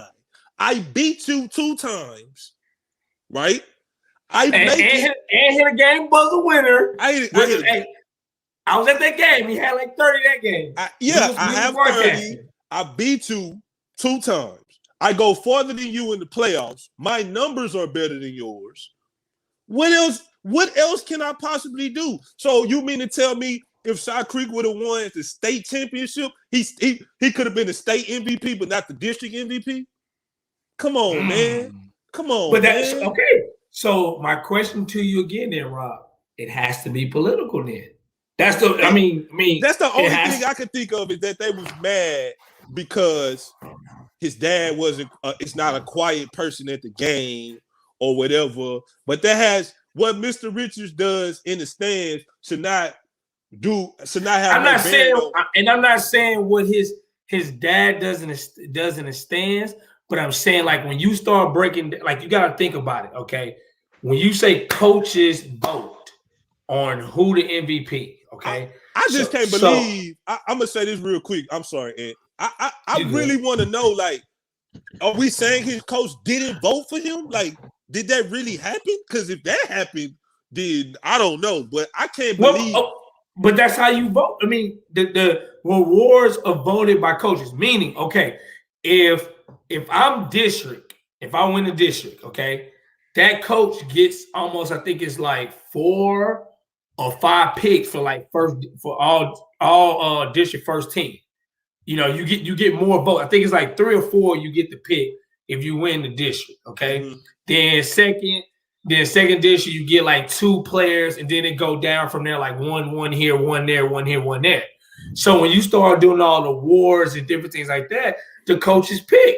They pick to say, okay, you put up the guys on the list who you feel are candidates for district MVP, and they vote. Okay, DJ Richardson. Yeah, I don't know. Besides them, and then maybe somebody from like South Fair, whatever. But when you really think, you know what I'm saying? Excuse me. So at that point, like you said, if you run down the stats, everything you ran down, they went undefeated in the district. They went to the 3rd round. Then it's your coach came exactly. Your coach can't vote for you. Your head coach puts up and exactly. That's what makes it even worse. That's what I'm saying. That's how I thought. I understand. I understand what you were saying, and that's how I thought it went. Your coach nominate you, and then the other coach vote for you. But that's why I said I personally feel like what you said went into it, and what I said. I feel like they don't like his. This just me being transparent. Everybody know I'm gonna say what I say, and when you see me in public, I'm still gonna say it. They was mad because his dad was not a quiet person. His dad was boisterous, which I'm never gonna tell nobody to be quiet about their child. So however he felt about his child is how he felt. But whatever Mr. Damien said, they ain't have no bearing. DJ, respectfully speaking to Gaston Ellie, because I tweeted about how good I felt Gaston Ellie was this year. Ain't no way, man. No way that he's supposed to win the MVP. It could have been cold, like in the other district, 16-6-8. I thought it was going to be cold.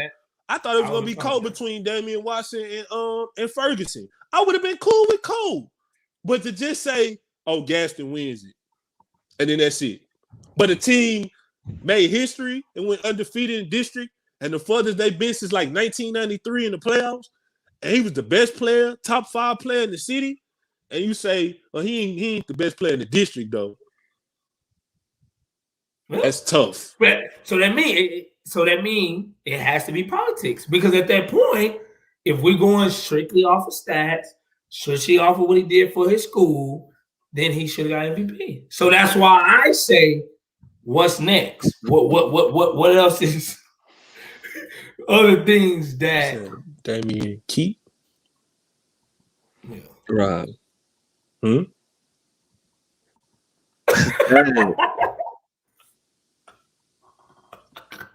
Just keep going, Ant. Rob I got lost for a second. Rob got lost. Y'all two is killing me, dog. Hey, I'm killing me. But I feel then at that point, then it has to be more than just that. Now we don't know. We don't know the truth. We don't know what it is, but it's an issue there, and that's a big problem, because that kid should have won district. Easy district MVP easily.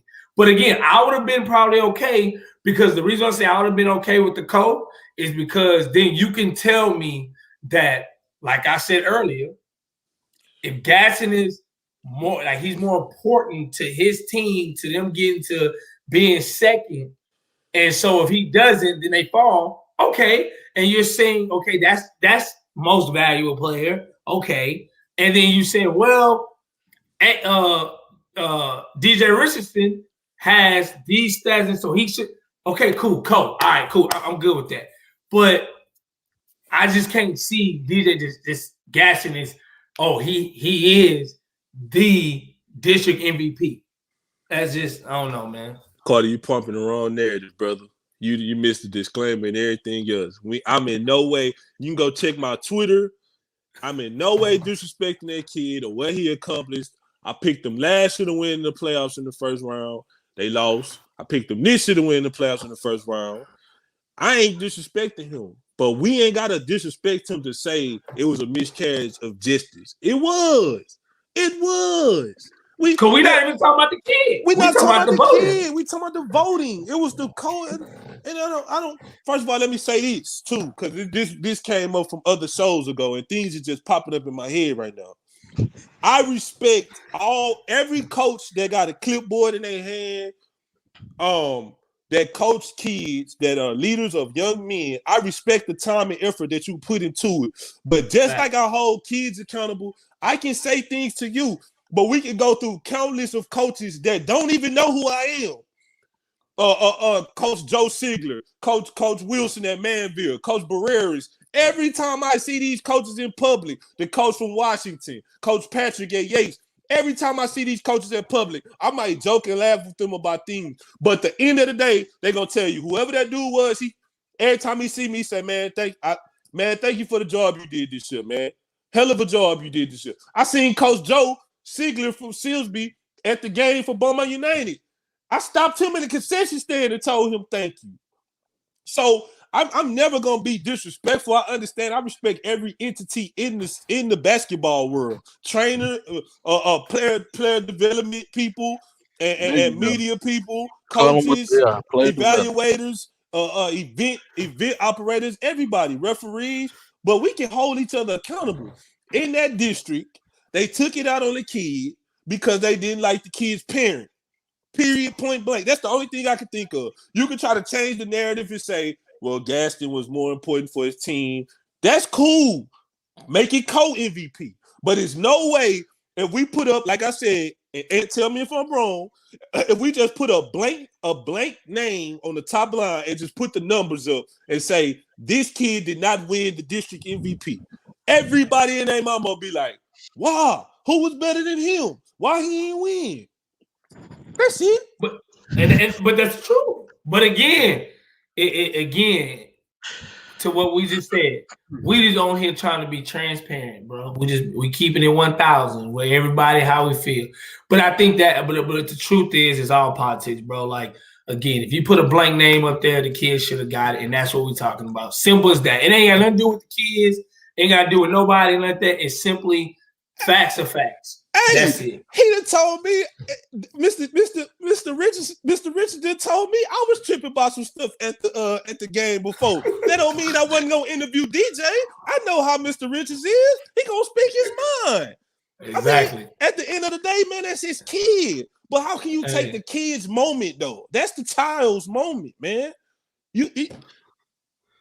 I know. That's what I'm saying. That's crazy, bro. That's crazy. I'm sorry I got heated, man. But if it was any, and it's not just because, and I don't want people, and I'm just going through all the disclaimers. Oh, you interviewed DJ, so that's why you feel like that. No, if it was your child and it happened to your child, I would say it about you too. Because you can ask D-Day, I talk about a plethora of kids throughout the city. But when it's wrong, it's wrong, man. And that's what this platform was created for, is to speak on things. It is. So he said his daughter was McDonald's All-American and she didn't even get district MVP. It's exactly. So what was that about? Now we back, what, 5 years later, and the same thing happening again, and we gonna say it's not because they didn't like what he was saying? Get out of here, man. Ooh, boy. Hey, my boy Rob, she won a state championship. Facts. She won a state championship with a McDonald's All-American, but she wasn't the best player in the district. Come on, man. Y'all. Hey. But coaches don't. They want to get on people about what they say and things like that. But they get to do things like that to kids, though. That's what I'm saying. Like, at the end of the day, bro, you took that kid's moment. Like, and I'm just saying, for example, let's just say DJ Richards decide he don't want to play basketball no more. He gonna go say, man, I was the district MVP. I did this, and this. He can't even say that. And the powers that be, they know it's wrong. They know it's wrong. Oh, I don't like his daddy, so I'm gonna take it out on him. That's wrong, bruh. If he came in there and he BYA'd you, and you know what that stands for, he just did it. If he BYA'd you, he did it. Vote for him. Hey, trust me, I'll never get mad if somebody said, hey, G-Day was better than you this year. Because he was. I would never get mad about that. I won't get mad about that because it's the truth. Hey, man, I seen G-Day in more games than you this year. Oh, nah, man, nah. No, it's the truth. It's the truth, man. It's the truth. You got to be okay with the truth. The coaches in that district, if they did that, how they said the voting go, they did the kid a disservice. I take nothing away from Gaston Ellie. He had a phenomenal career at Memorial. I know no one's gonna care about me saying positive things. Now they're gonna go back and tell Jenny Gaston he was slandering your son. Anyway, he had a phenomenal career. He set the mark at Memorial. He took them to places they had never been before. Without Gaston, they would not have been in the second round of the playoffs. He was the most valuable player for that team. But without DJ Richardson, when the last time Cy Creek been past the first round? That's why I said the first time they met that force since '93. So I mean, it's crazy. That's all I say. So I mean, it's just. But again, bro, it's when it's gonna stop? Because at some point it gotta stop. We gotta stop with the bull, bro. Like that kid should have got the award. Simple as that. If you can't make a tough decision or if your feelings get involved, again, I would have been okay with the co-district, but facts. Hot right now. Hey, that's the funniest one though. No, that's the funniest one. No, it's man. Look, man, I love my city, but man. everything you said is true though, man. It's true, I love my city, but we gotta hold people accountable. We gotta hold people accountable, bro. We gotta hold people accountable. We got to accountability, man. Hey, I'll be. Hold on. If I didn't see what Chris said? You see what Chris said? Yeah. We're gonna get to that, but I just want to say this real quick.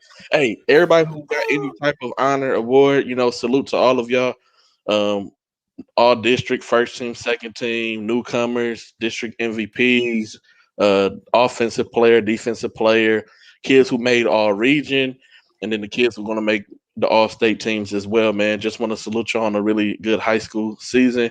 Those who going to college, man, hey, I hope that y'all go in there and that y'all work your butts off and earn, because nothing is given, nothing is free, nothing is guaranteed.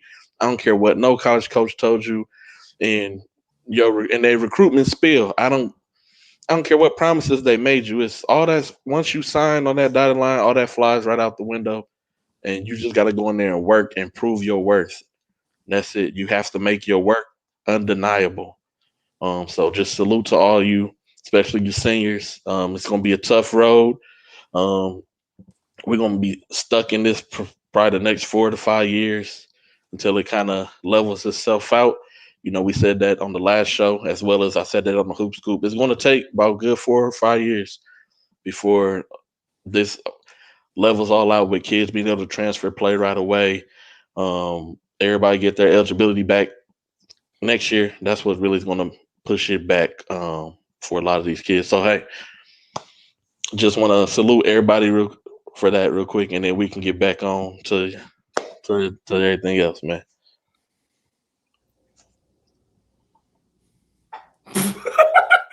And see, I knew what happened to Didi. I didn't even want to bring that up though. I remember what happened to her.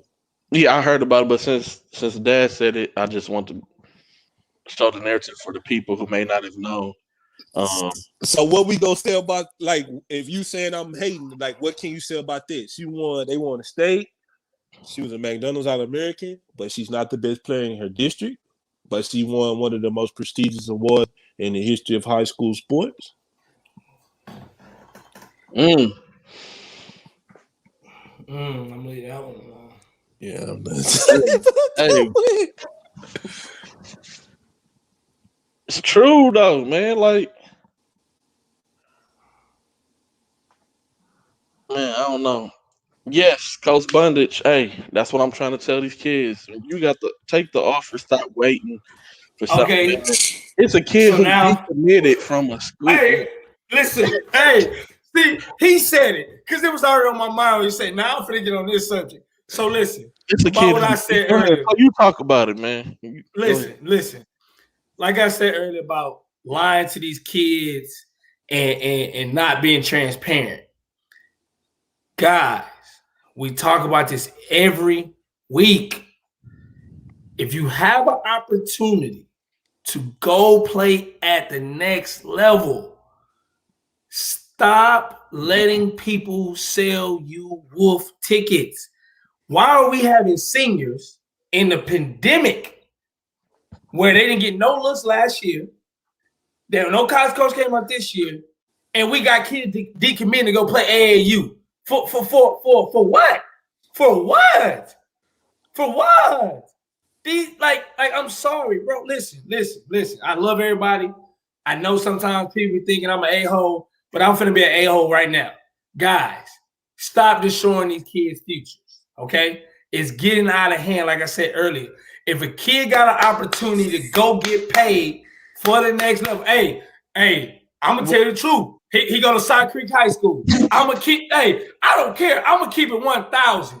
Listen, if you got an opportunity to go get paid, me and your school, we said it early. Go get your education.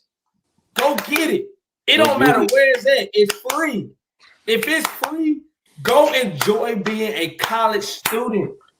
We are in a situation right now where we have a transporter with over 400 kids. I had a JUCO coach just tell me yesterday he not recruiting no more high school kids. He not. He done.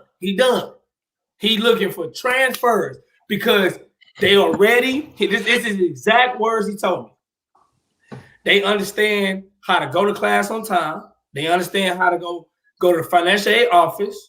They understand when they get to practice, they're going to get screamed at, they're going to get cursed at.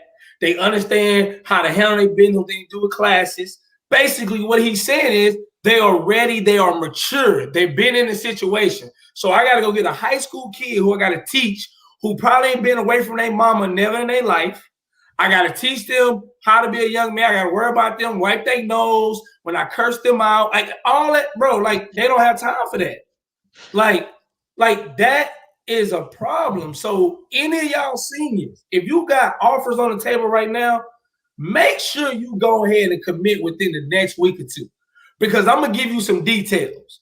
The March Madness starts in a week, okay? JUCO is still going to April, all right? So when all this stuff start ending, that means they're going to start looking for something else that is better.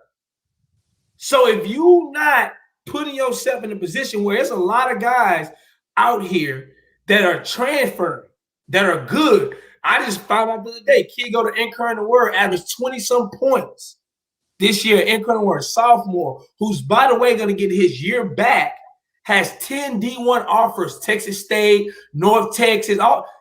So again, that's what they're looking for. So if you got an opportunity to go play, stop letting these people in the city bamboozle you, bro. Like, stop. It sound good, it look good, but I'm just going to keep 100. And I don't got nothing against nobody, but my biggest issue is, like we say on this show every time, if a kid got an opportunity to go play at the next level or opportunity to help himself to better his opportunity in his education, allow that to happen. No one gives a damn about no AAU wins. I don't, like, what do you mean? Like, who cares? You the best AAU coach in the city. Great job. Who cares? Who cares about that? Your job is to help kids get to the next level, mentor them, and give them opportunities that they never had before to be a better young man. AAU, come on, bro. Like, bro, they're seniors. I hate unsigned seniors. I hate it. I'm going to tell you right now, I hate it. because I feel like at some point you had an opportunity. At some point, whether it was D3, whatever it was, it can be the trash school, Lone Star Tomball. You had an opportunity, and I went there, so it's not trash. They play in JUCO, like you know what I'm saying. Like you had an opportunity. It was trash and it wasn't trash. Like you know what I'm saying. But the reason why I said that is because to most people they would think I'm not going to see no Lone Star Tomball, so to them it's trash. But for me, it gave me an opportunity. It's the bottom of the barrel. It's a community college in Houston, in Texas. Community college basketball, club basketball is not important to kids. But they don't understand that some of the club teams are just like the teams on Last Chance U. They're a community college that's playing against Division I schools, different community colleges, and they have Division I players. People don't know. I coached a bunch of Division I players at Lone Star Tomball. I went to school with a bunch of Division I ball players at Kingwood, at Lone Star Kingwood, that had to transfer to Lone Star Kingwood to get their grades up. Like, come on, man. Like, it's crazy. 2 weeks time limit. Unless on exactly. So, bro, like, man, I tell kids that all the time. Listen, all I'm gonna say is this, bro. We got to get better. Like I said, when is it gonna stop? We got to stop doing what we're doing because it is a problem. We're not teaching these kids the right things about life. And the right things about life is it's about opportunities. If you have an opportunity to better yourself, take it. Stop worrying about status. College basketball is college basketball. I know some NAIA kids who will smack a bunch of D1 guys. I know some D3 guys you go get and put them in the same gym as some of the top D1 guys, they gonna get busy. So what difference does it make? It's an opportunity. If you can't notice, St. Thomas is down the road. Down the road. They were NAIA and they were D3 now. And they got some kids who went to those schools who were good, who was good in the city, like couple state champion guys on those teams. Like they got some hoopers. So what you tripping on? Like, hey, take the opportunity, bro. Take it. Stop. Just stop doing it. Hey, facts, Carter. Facts. I don't get it. I don't even really say nothing no more because it's. I have exhausted resources for people that wasn't even prepared to get the opportunity that I presented to them. So, and that left a bad taste in my mouth because now I got to deal with the college coach saying, "Well, man, you told me XYZ." So the next time I go to tell them, like, "Nah, last time you sent me the Easter bunny, and he ain't even had no eggs with him." You know what I'm saying? So, hey man, you guys got to prepare for your opportunity, man. But if you're a senior and you decommitting to go play AAU, I don't know what to say, man. This. Yeah, I don't know what to say either.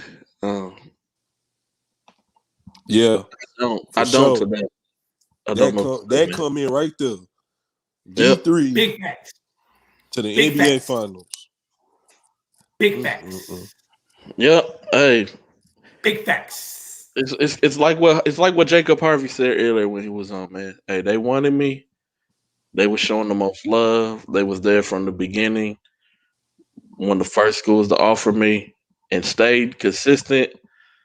Hey, why?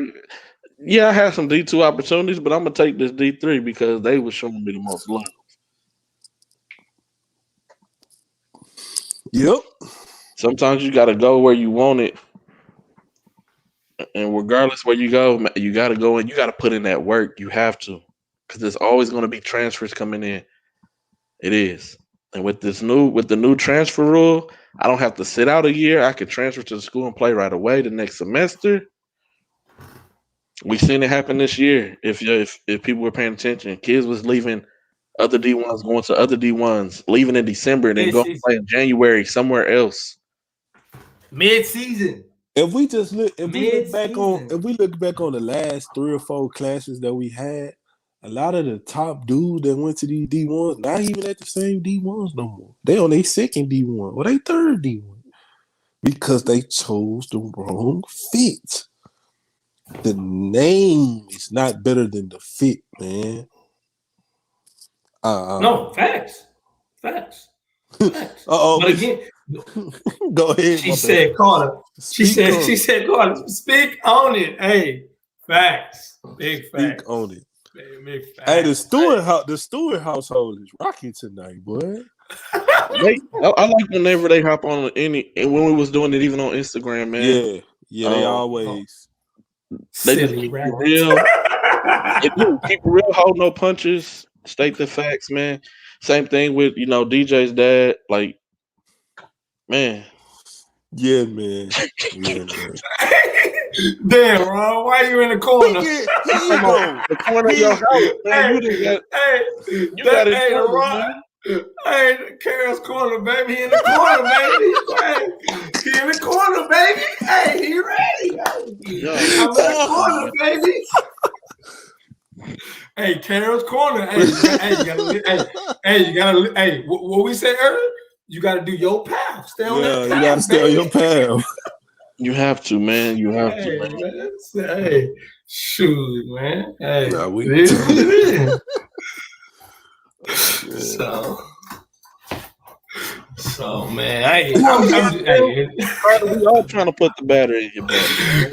cause we know you, boy. Carter go get out there. Hey, boy, hey. Mr. Dudes already said we biting our tongue a lot today compared to Yeah. us. Yeah, man. He that boy say y'all show is being quiet on a lot of stuff. Hey, that's why I had to go ahead. I'm like, look, man, we ain't being quiet. Just like it is, Some But things, I think but it's only so much we can continue to say that just goes hand in hand with just everything. So, man. hey, Now this is I'm blessed to receive an offer from Burger King to flip fries over here. Hey, I'm glad. No, for real, this is serious. I'm glad you brought that up because a lot of kids will refuse to go work fast food because they feel it's not going to pay them enough money. You have to start somewhere, though. I'm talking about like high school kids. yeah. You have to start somewhere. You have to get some type of job training somewhere. Everybody's not fortunate enough to go straight into, my dad is the CEO of Target, and I already know when I grow up, that's where I'm going to work. Everybody don't have it like that, man. You have to have some type of on-the-job training because when you graduate from college and you start filling out job applications and on your resume, and you put down you've never worked a job before, but you want me to start you off on a salary making 6 figures? It's kind of tough. Hey, it's kind of tough. Hey, I did my McDonald's flipping at 16. Hey, flip it. Hey, flip it. But You know what I'm saying? Ain't nothing wrong with that. And I was in the hood, baby. I was on that West State, baby. I was on that West Airport, baby, in the hood, flipping. Hey, There's nothing wrong with that. It ain't. hey, Chick-fil-A, pay 12 was fact. And some restaurants even give out scholarships to like high school kids who work. Hey, HEB do a great job. Hey man, I'm telling you, as a college student, you need money. Facts. If it's not just to pay for your school, you're gonna get hungry. The battery is in the back. Oh wow. The battery is in the back. Oh, wow. The battery is in the back.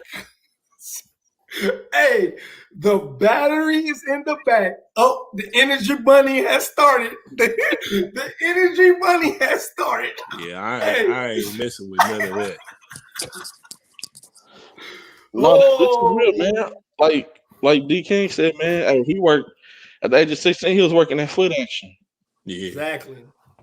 I was at Astro World. Facts. Ooh, Rob. Astroworld? Ooh, Rob. Hey, what they know about that, boy? Hey, Rob. I mean, I don't Hey, know boy. nothing about it. I'm just, Hey, you know. Hey, that Astroworld used to be lit. Liddy. Hey, boy. man, my first job, I worked at Wendy's. You know, I mean, With the it yellow, Hey, with the it was right around the deep. corner. I could walk to work, walk home. Hey, on the circuit. I will Hey, be at the icebreaker this week. Chris and AMC Movies Theater in Sugarland. Hey, I feel you. Hey, boy. Hey, And you got, hey, back. and then like, man, when you got boys, or if you I was a you got lifeguard for 5 girlfriends years, boy. who work at places like those, they sneak you in the back door. Man, hey, come on, man. Exactly. Yeah. What?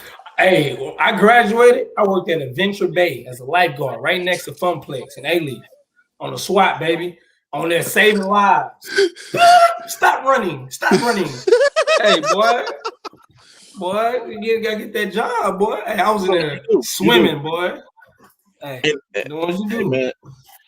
Nothing. So, And so I had a conversation with a lot of kids, man, when I just started talking to them about life. Like a lot of kids play basketball, and I'd be like, okay, well, you know, you got a job, you ain't in the gym working on your game. What you doing? Like, it's the ball's gonna stop bouncing eventually. It is.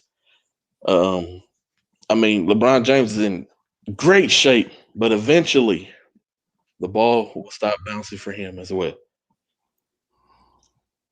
Man, you got to get some type of something, man. Everybody can't be that guy. As Coach Stewart said earlier. Everybody got their own lane. Just because you rub elbows with somebody, it's not going to rub off. It ain't. Look, man. It ain't. Get you a what's that? Hey, I worked at a job at school. I worked at a grocery store. There's nothing wrong with that, man. I worked at Food Town. Hey, I used to have to go, and I'm from up north. I used to have to go get the carts when it snowed and everything. And Food Town, baby, worked at Food Town. I know what they do, Chris, but I'm trying to tell them to go make some money the legal way, though. No, facts. Build up a resume. Stop that, G. Like have something like. Let's say you don't go to college and play basketball or play any sport. Have something to where when you come home in the summertime, you got a way to make some money. Like it's instant. I can hit up my boss. Hey, we let out of school April 30th. I'll be back May the 2nd.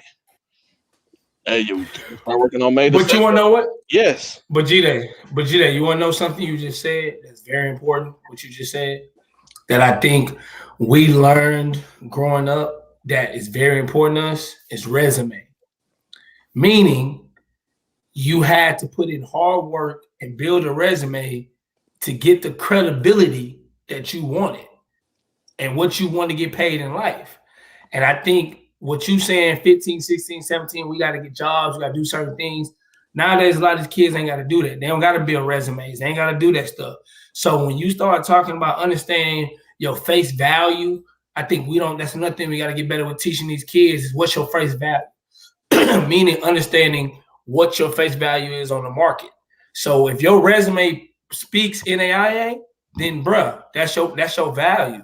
If your resume speaks that you get paid $30,000 a year, that's what your resume is. Like, so again, you got to know what your face value is. Like, if you ain't got no education, no degree, don't walk into nobody saying I need over $60,000, $70,000 a year and get paid.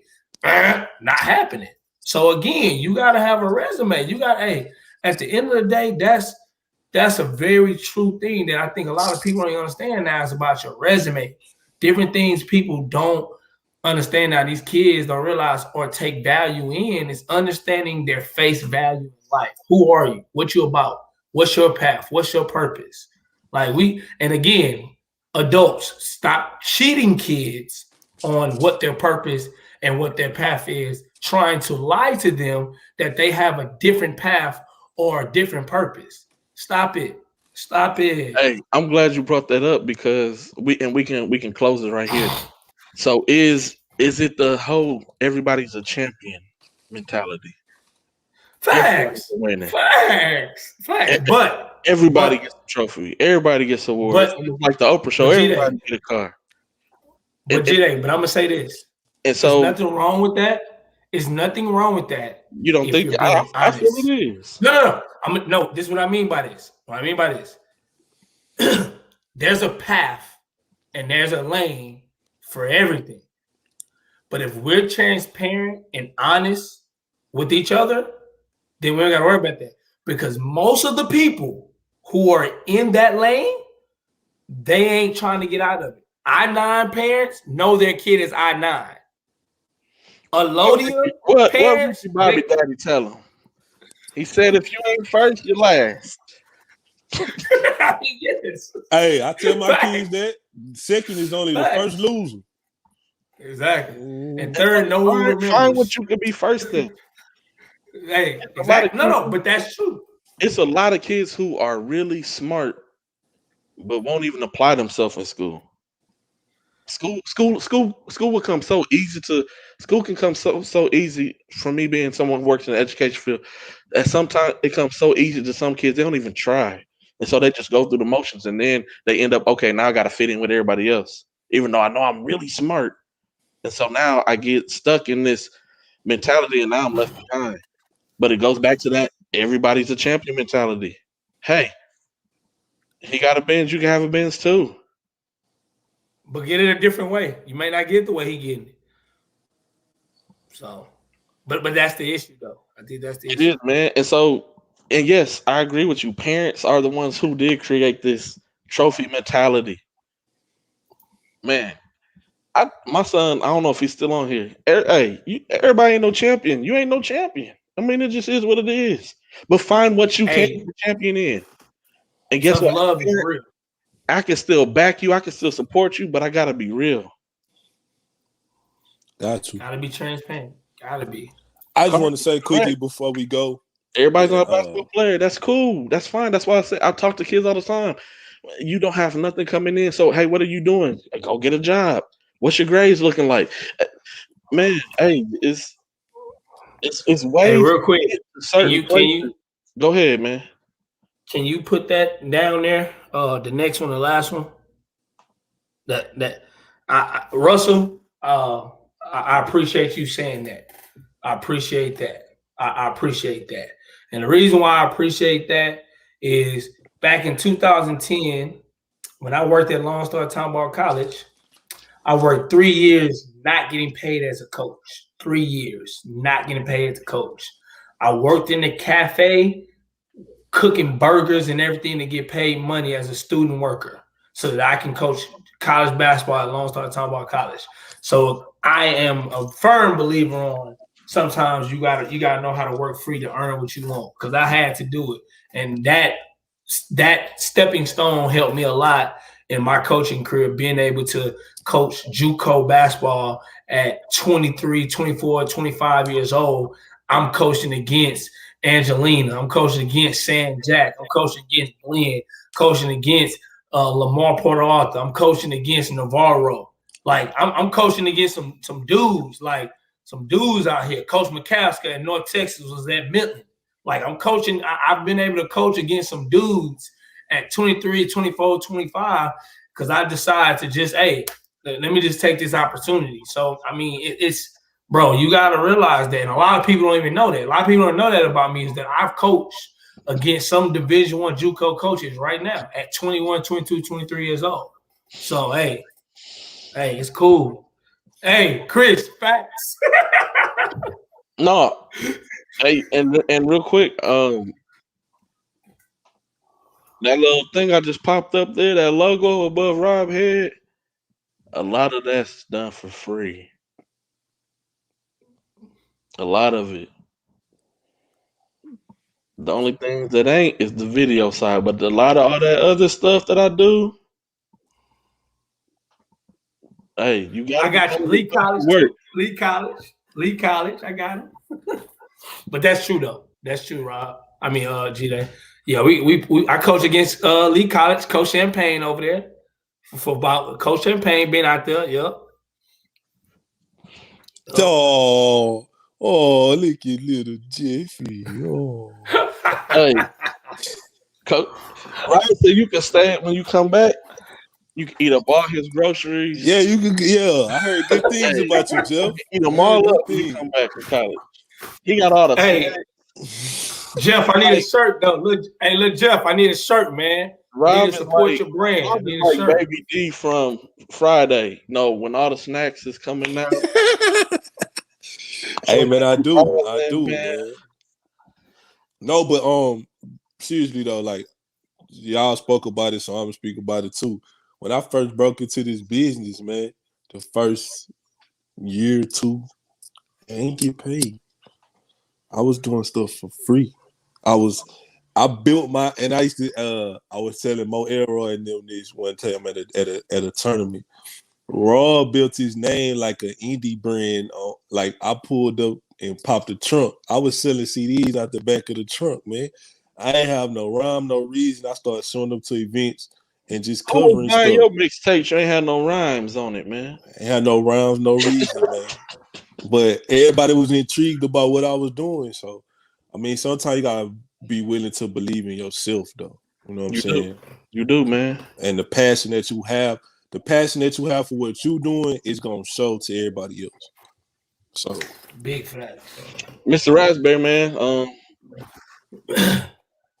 It was an event, man, and so I was getting myself prepared for getting back in the AU mode, from walking from gym to gym to gym to gym, doing short little surveys on players. Seen a lot of stuff that I didn't like. I'm gonna be honest. Seen a couple of things that I did, but hey, I know season's still young, so we'll see what it is, man, when it gets down to it. But yeah, at the end of the day, I enjoyed how the basketball was, man. Starburst, baby, Starburst. At the top of the bleachers, man. yeah, man, I was ducked off. Nah, but I want to say, man, appreciate it to everybody. That was your rap name. Yellow me. Selling your no raps. We got to get Mr. Yellow Dudes on the Mini. show too. No, man. we're gonna get Mr. Dudes on too. But now I wanted to say, man, to everybody, all the coaches, managers, student sections, parents that went into this year, to this high school year, this unknown high school year, man, I appreciate y'all. Y'all could have chose not to play.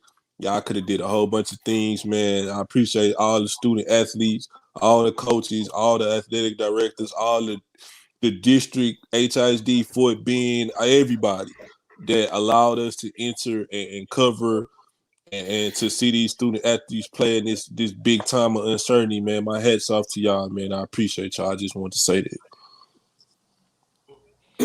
I'm gonna piggyback that as well. You know, putting yourself at risk every day. You know, with kids and things. You know, dealing with all these, you know, COVID tracing, and you know they come tell you your kid was COVID traced 4 days before. All this, you know, hey man, you know, salute to everybody, man. You know, again, we up on here just speaking our minds, but we never do we ever forget and the sacrifices that y'all making as parents, coaches, everything out here to even make this basketball season possible. I mean, it really is just, I'm glad we got a chance to see it through. You know what I'm saying? Because I was telling G-Day at the beginning of the season, I was like, man, G-Day, I don't know if we're going to make it, bro. They start having all them cases, and I'm like, oh, G-Day, bro, I don't know, man. I don't know how this is going to work. Don't be getting big now, Rob. He said he comes back next week. That's all you cool, man. Exactly. So now, for sure, big shout outs to all of them, man. Big shout outs. Yeah, shout out my boy Carter, Rob, man. Stop playing. Carter, stop playing with me, bro. Stop playing. I'm calling you as soon as I get off the show. Stop playing with me, bro. Now, shout out Carter, man. Appreciate that, Mr. Mustafa, man. Appreciate that. We just try to speak our truth, man. Everybody don't always want to hear the truth, but that's all we can do. And a lot of people disagree. They don't like it. It is what it is. You know, the whole point of this show is to talk about high school basketball. You know, put kids on the map. High school season came to a close. This past weekend. So once again, want to salute all the kids. And that's what this whole show is about. That's why we play the videos, recruitment videos, highlight videos. We was doing game recaps, top 10 plays of the week. All this was geared for the high school kids to give them a platform, bringing them on, doing interviews with them, as well. And so we just want to thank everybody for tuning in, man. This is not the end, though. Just letting y'all know. It's a lot of different things going on. And so before we go, man, I don't know if G-Dot is still watching, but I just want to appreciate y'all. Ant, Rob, G-Dot, the baller plug. For y'all just, taking a chance, a leap of faith, jumping out, letting people see y'all brand, what y'all have to bring to the table as well. I'm all about building everybody's brand individually and then coming together and working collectively. That's me. That's who I am. There's strength in numbers. You could do all this stuff individually, but it's only going to get you so far. Houston is too big of a city for one person to try to say that they got Houston on lock, under wraps, whatever it is. Way too big. And so I appreciate everything that y'all bring to the table. The hard work that y'all put in that people may not see. The phone conversations with college coaches on behalf of kids who never even played with you or play for a whole nother a rival school that maybe of your own school, or just beat somebody who you really is like, man, I can't believe they won, but still on the behalf of that kid, you still talk to college coaches. I salute y'all for that as well, man. Just for y'all grind and everything that y'all do. To everybody who tunes in every single Sunday, we appreciate y'all. We appreciate all the feedback, all the comments, all the laughter, all of it, man.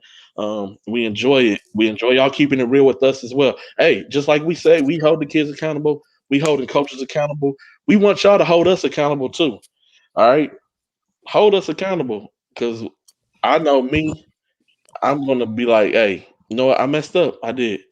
And then I'm going to keep moving. I'm not going to be like, no, and I'm not going to try to talk bad about you. If I make a mistake and I mess up, let me know. Hey, I'm wrong sometimes. I'm not always right. I just think that I'm always right.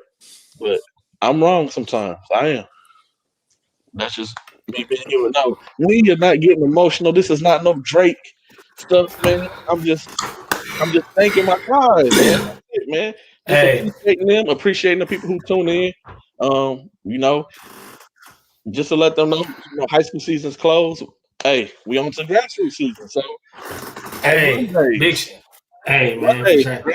Hey. Well, Go ahead, Ant, man. This is what I'm gonna say, man. Again, G-Day always told you, man. Appreciate the situation. Appreciate the opportunity to speak my mind. That's a nice, you know what I'm saying? I just want to say that. You know what I'm saying? Again, thank you for the opportunity to be a part of something that is transparent and a part of something that's real. And I think, that does not have a biased situation to anything, and the opportunity to look at kids from a different view, being a coach, high school coach, and an AAU coach over the last 13 years and a trainer. This gave me a different look at people and a different way to kind of approach the game and just kind of look at the game from a different, different angle for sure. But I am going to let everybody know, once the grassroots, I won't be on anymore, because I have to start getting prepared for my team. But I will be hanging with Coach Willis coming out very soon. So I will be interviewing parents, kids, college coaches, everything on my platform until, grassroots is over. So I'm going to be using that to talk about a lot of different topics, different things from that standpoint. A lot of debates was just about kids and different things, so much about the basketball world. But I'm very, very, proud of you, G-Day. You know what I'm saying? When we first met to now, bro, you took some risks outside of your character on certain platforms to bigger your brand. And, I'm proud of that, because I feel like, this Ball So Hard brand has a lot of different angles that it can really help people in so many ways. And I'm just, again, blessed to be a part of it and putting that situation, out there. And my guy, Rob, you know what I'm saying? you learn my hood name, and I ain't like that, but it's cool. You know what I'm saying? Before, but it's Carter out here telling boys my hood name. It's like, hey, look, bro, I am Anthony Willis. I am Anthony Willis. That is who I am. Anything else does not need to be known. But nah, shout out to my boy G Dot as well. You know what I'm saying? It's been fun. It's on here with, again, when you can get 4 men on a platform and give 4 different opinions and it work and it makes sense and not have any issues, like that's always a success, especially being 4 black men. So again, I'm just gonna keep that 1,000. You know what I'm saying? Hey, so again, I'm appreciating this show. I love it.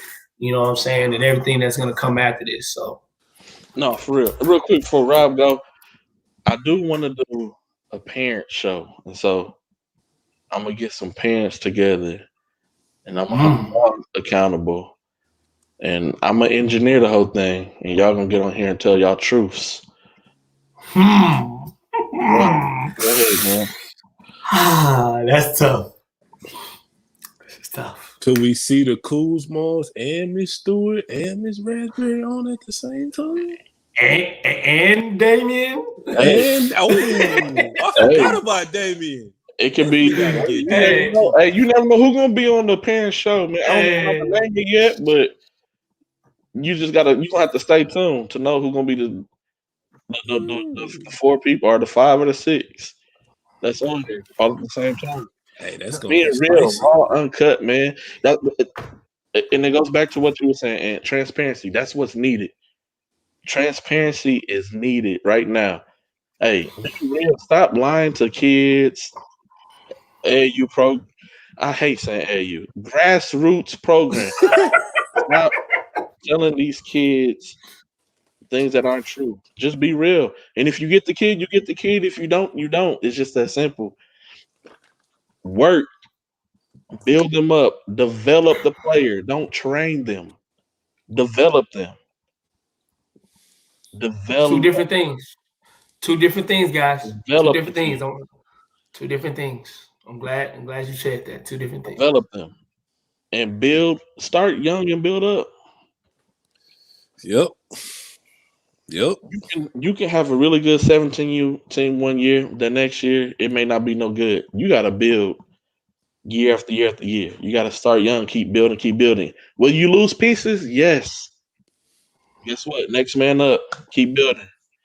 Just like you lost that piece, you can go out and steal somebody else, man. Hey, it's the part of the game. It just is what it is. No kid belongs to no program ever. They don't. You are not. They did not come from your seed. They don't belong to you. Just saying. Go ahead, Rob, man, because I'll start going on and on about these grassroots, man. From today, and it's all stems from today. Yeah. Now, just to wrap up, just to be very transparent, really quickly with the people. This is one of the toughest high school seasons that I ever had to do.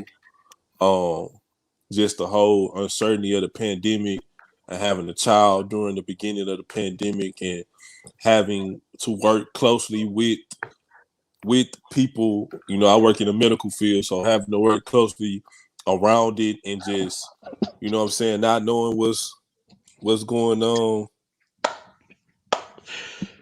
What you got on, Rob, man? Hey, man, this is a water temp shirt. I won this shirt. I was thinking of WWF too, man. I won this shirt in the Bel Air Rec League. Whoa! And you might it was sponsored by Whataburger, so. Okay, well, you might have tried out for WWE next or something, man. Hey. No, man, let me finish saying what I was saying. Go ahead, man. My bad, so, man. Mr. Doodle be throwing me off, man. Working in the medical field and having a child, you know what I'm saying, just the uncertainty of it and really just being down in the dumps and almost just wanting to quit and not even be a part of this side of it anymore. It wasn't fun to me no more. I didn't want to do it no more. It was many days that I was on the phone with Jeff and I'm like, I don't want to do it no more. Like, you know what I'm saying? But him telling me, nah, you're not going to quit, you know what I'm saying? the people need to hear what you got to say. You know what I'm saying? I ain't gonna, we ain't gonna let legends die. He know all the stuff he be saying, bro. But Man, legends don't die; they live, man. just him just believing in me, bro. You know what I'm saying? That just helped me, like, you know what I'm saying? Because I was at a very emotional point where I just didn't even want to go to gyms no more. You know what I'm saying? So this platform like rejuvenated me. It gave me life again. You know what I'm saying? The Houston Hoop Scoop was the start of it, and then even further in it coming on with my guy Ant and G-Dot, and just like he said, like Ant said earlier, us coming together and not always agreeing with each other, but always being able to see each other's point of view and have an intelligent and intellectual conversation about subjects that people need to hear was refreshing for me. You know what I'm saying? So I gotta give my guy G his flowers while he here, man. I love my boy for life, man. And I love and I love G-Dot, you know what I'm saying? And just getting on this show, man, and being able to be transparent with the people, that's what it's all about for me, man. And I take my lumps in public, people pull me to the side and, yeah, man, you said this team was gonna win. It's all in fun to me, man. It's all in fun. And it's an informative way to get people talking about things and get people mind going about stuff that they never really even thought about before. So I just appreciate it, and I can't wait to see Ant new show. I'm gonna be on there saying stuff in the comment about LeBron, even when he not talking about LeBron. And I'm gonna be throwing it on the screen, man. Yeah. And I'm gonna throw him off, man. I can't wait till my boy G-Dot get back. Yeah, man. Hey, take your time, Gary. No, man. for sure. For sure. Take your time, man. For sure. Nobody can tell you how to grieve, how long to grieve. Never. Take your time, man. But I didn't want to be remiss not to mention all the work that he did on the boys' side and the girls' side. You know what I'm saying? He put a big target for girls this year. I know it was people that was already doing it, but G-Dot is a flag holder for the girls of this city, of the greater city of Houston, man. For real. So that's what I wanted to say. And I can't wait for the summer. And I never say that, but I can't wait for this summer. Man, me neither. Hey, just want to thank everybody for tuning in once again, man. Hey, oh yeah, Jalen, man. Man, it's that's all what I'm love, about, man. I'm about building and bringing people together so we can all work as a unit, man. Speak everybody's voice. People's voices need to. A lot of people have important things to say and are very knowledgeable in a lot of areas, but they never really get heard. And so that's what I'm about, man. I can't get any more knowledge if I don't listen to what you got to say. I can either agree with you, disagree with you. I could take it and build off of it or dismiss it. And I'm not one to just dismiss what people say. I'm always going to listen. I'm always listening. People be like, man, you're always quiet, because I'm listening to what everybody is saying around me and who they're saying it about, because that helps me be able to build up, to be able to look at you. And when I come to talk to you, I know what I could talk to you about. I already know what you bring to the table. And so, hey, that's what I'm all about, building your individual brand and building collectively. I say again and again and again, brand building. Hey, if you can't build your own brand and you need a little push, man, come holler at me, man. I'm willing to help, man. I am. I'm willing to push you out there on a limb. And because I expect for you to push me back. And that's what these guys have done. They pushed me back. And so, hey, man, we just going to keep building and getting stronger and stronger and better. And that's it, man. Hey, if there's anything that y'all ever want us to talk about directly, just y'all can hit any of us up on any platform, Twitter, Instagram, and be like, hey, man, I want y'all to talk about such and such topic. Hey, I want y'all to talk about this. Hey, I want y'all to talk about that, because it's a lot of things that go on that we may not see or that we may not know, but you know about it. And so we want y'all voices to be able to be heard. And if you want to remain anonymous, you could just be like, hey, I feel like y'all should talk about this, but you ain't got to mention that I'm the one who brought it up. Hey, it is what it is, man. Oh yeah, no. Yeah. No, we all family. It's all love, man. I just know this was the last like high school oriented show, and so going into next week, we'll have the grassroots version of this, and things will get a little bit more spicier because today just kind of left a bad taste, man. I'm not gonna lie, and so G-Day, I might have to do one show. hey, it did. I'm not gonna lie, and then Wednesday we're gonna hop on and do a hoop scoop. So, couple things that we're gonna talk about non-basketball related stuff. And then my boy Ant, he got his show Hanging with Coach Willis coming. I'm gonna have the little parent show on here.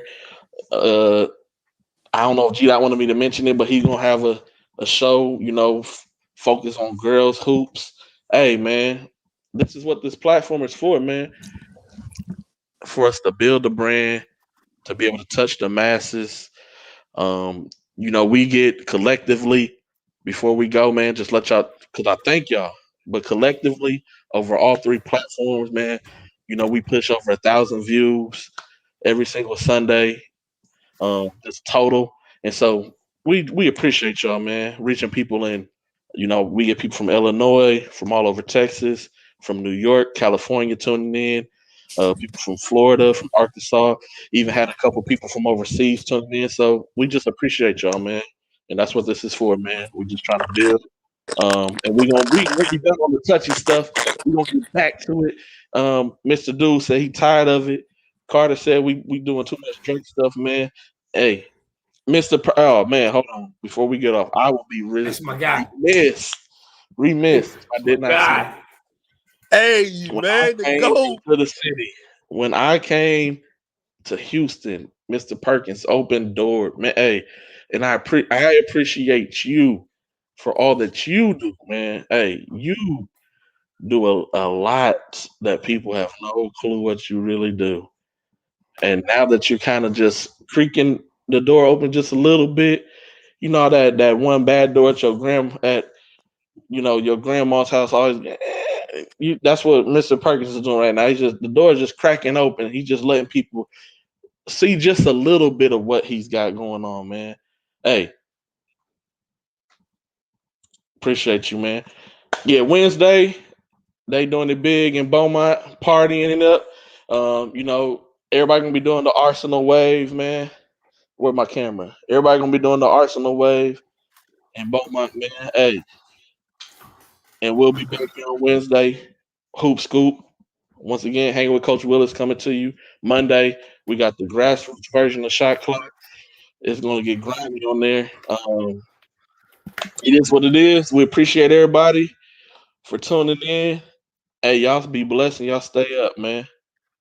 This was the Shot Clock, man. Peace.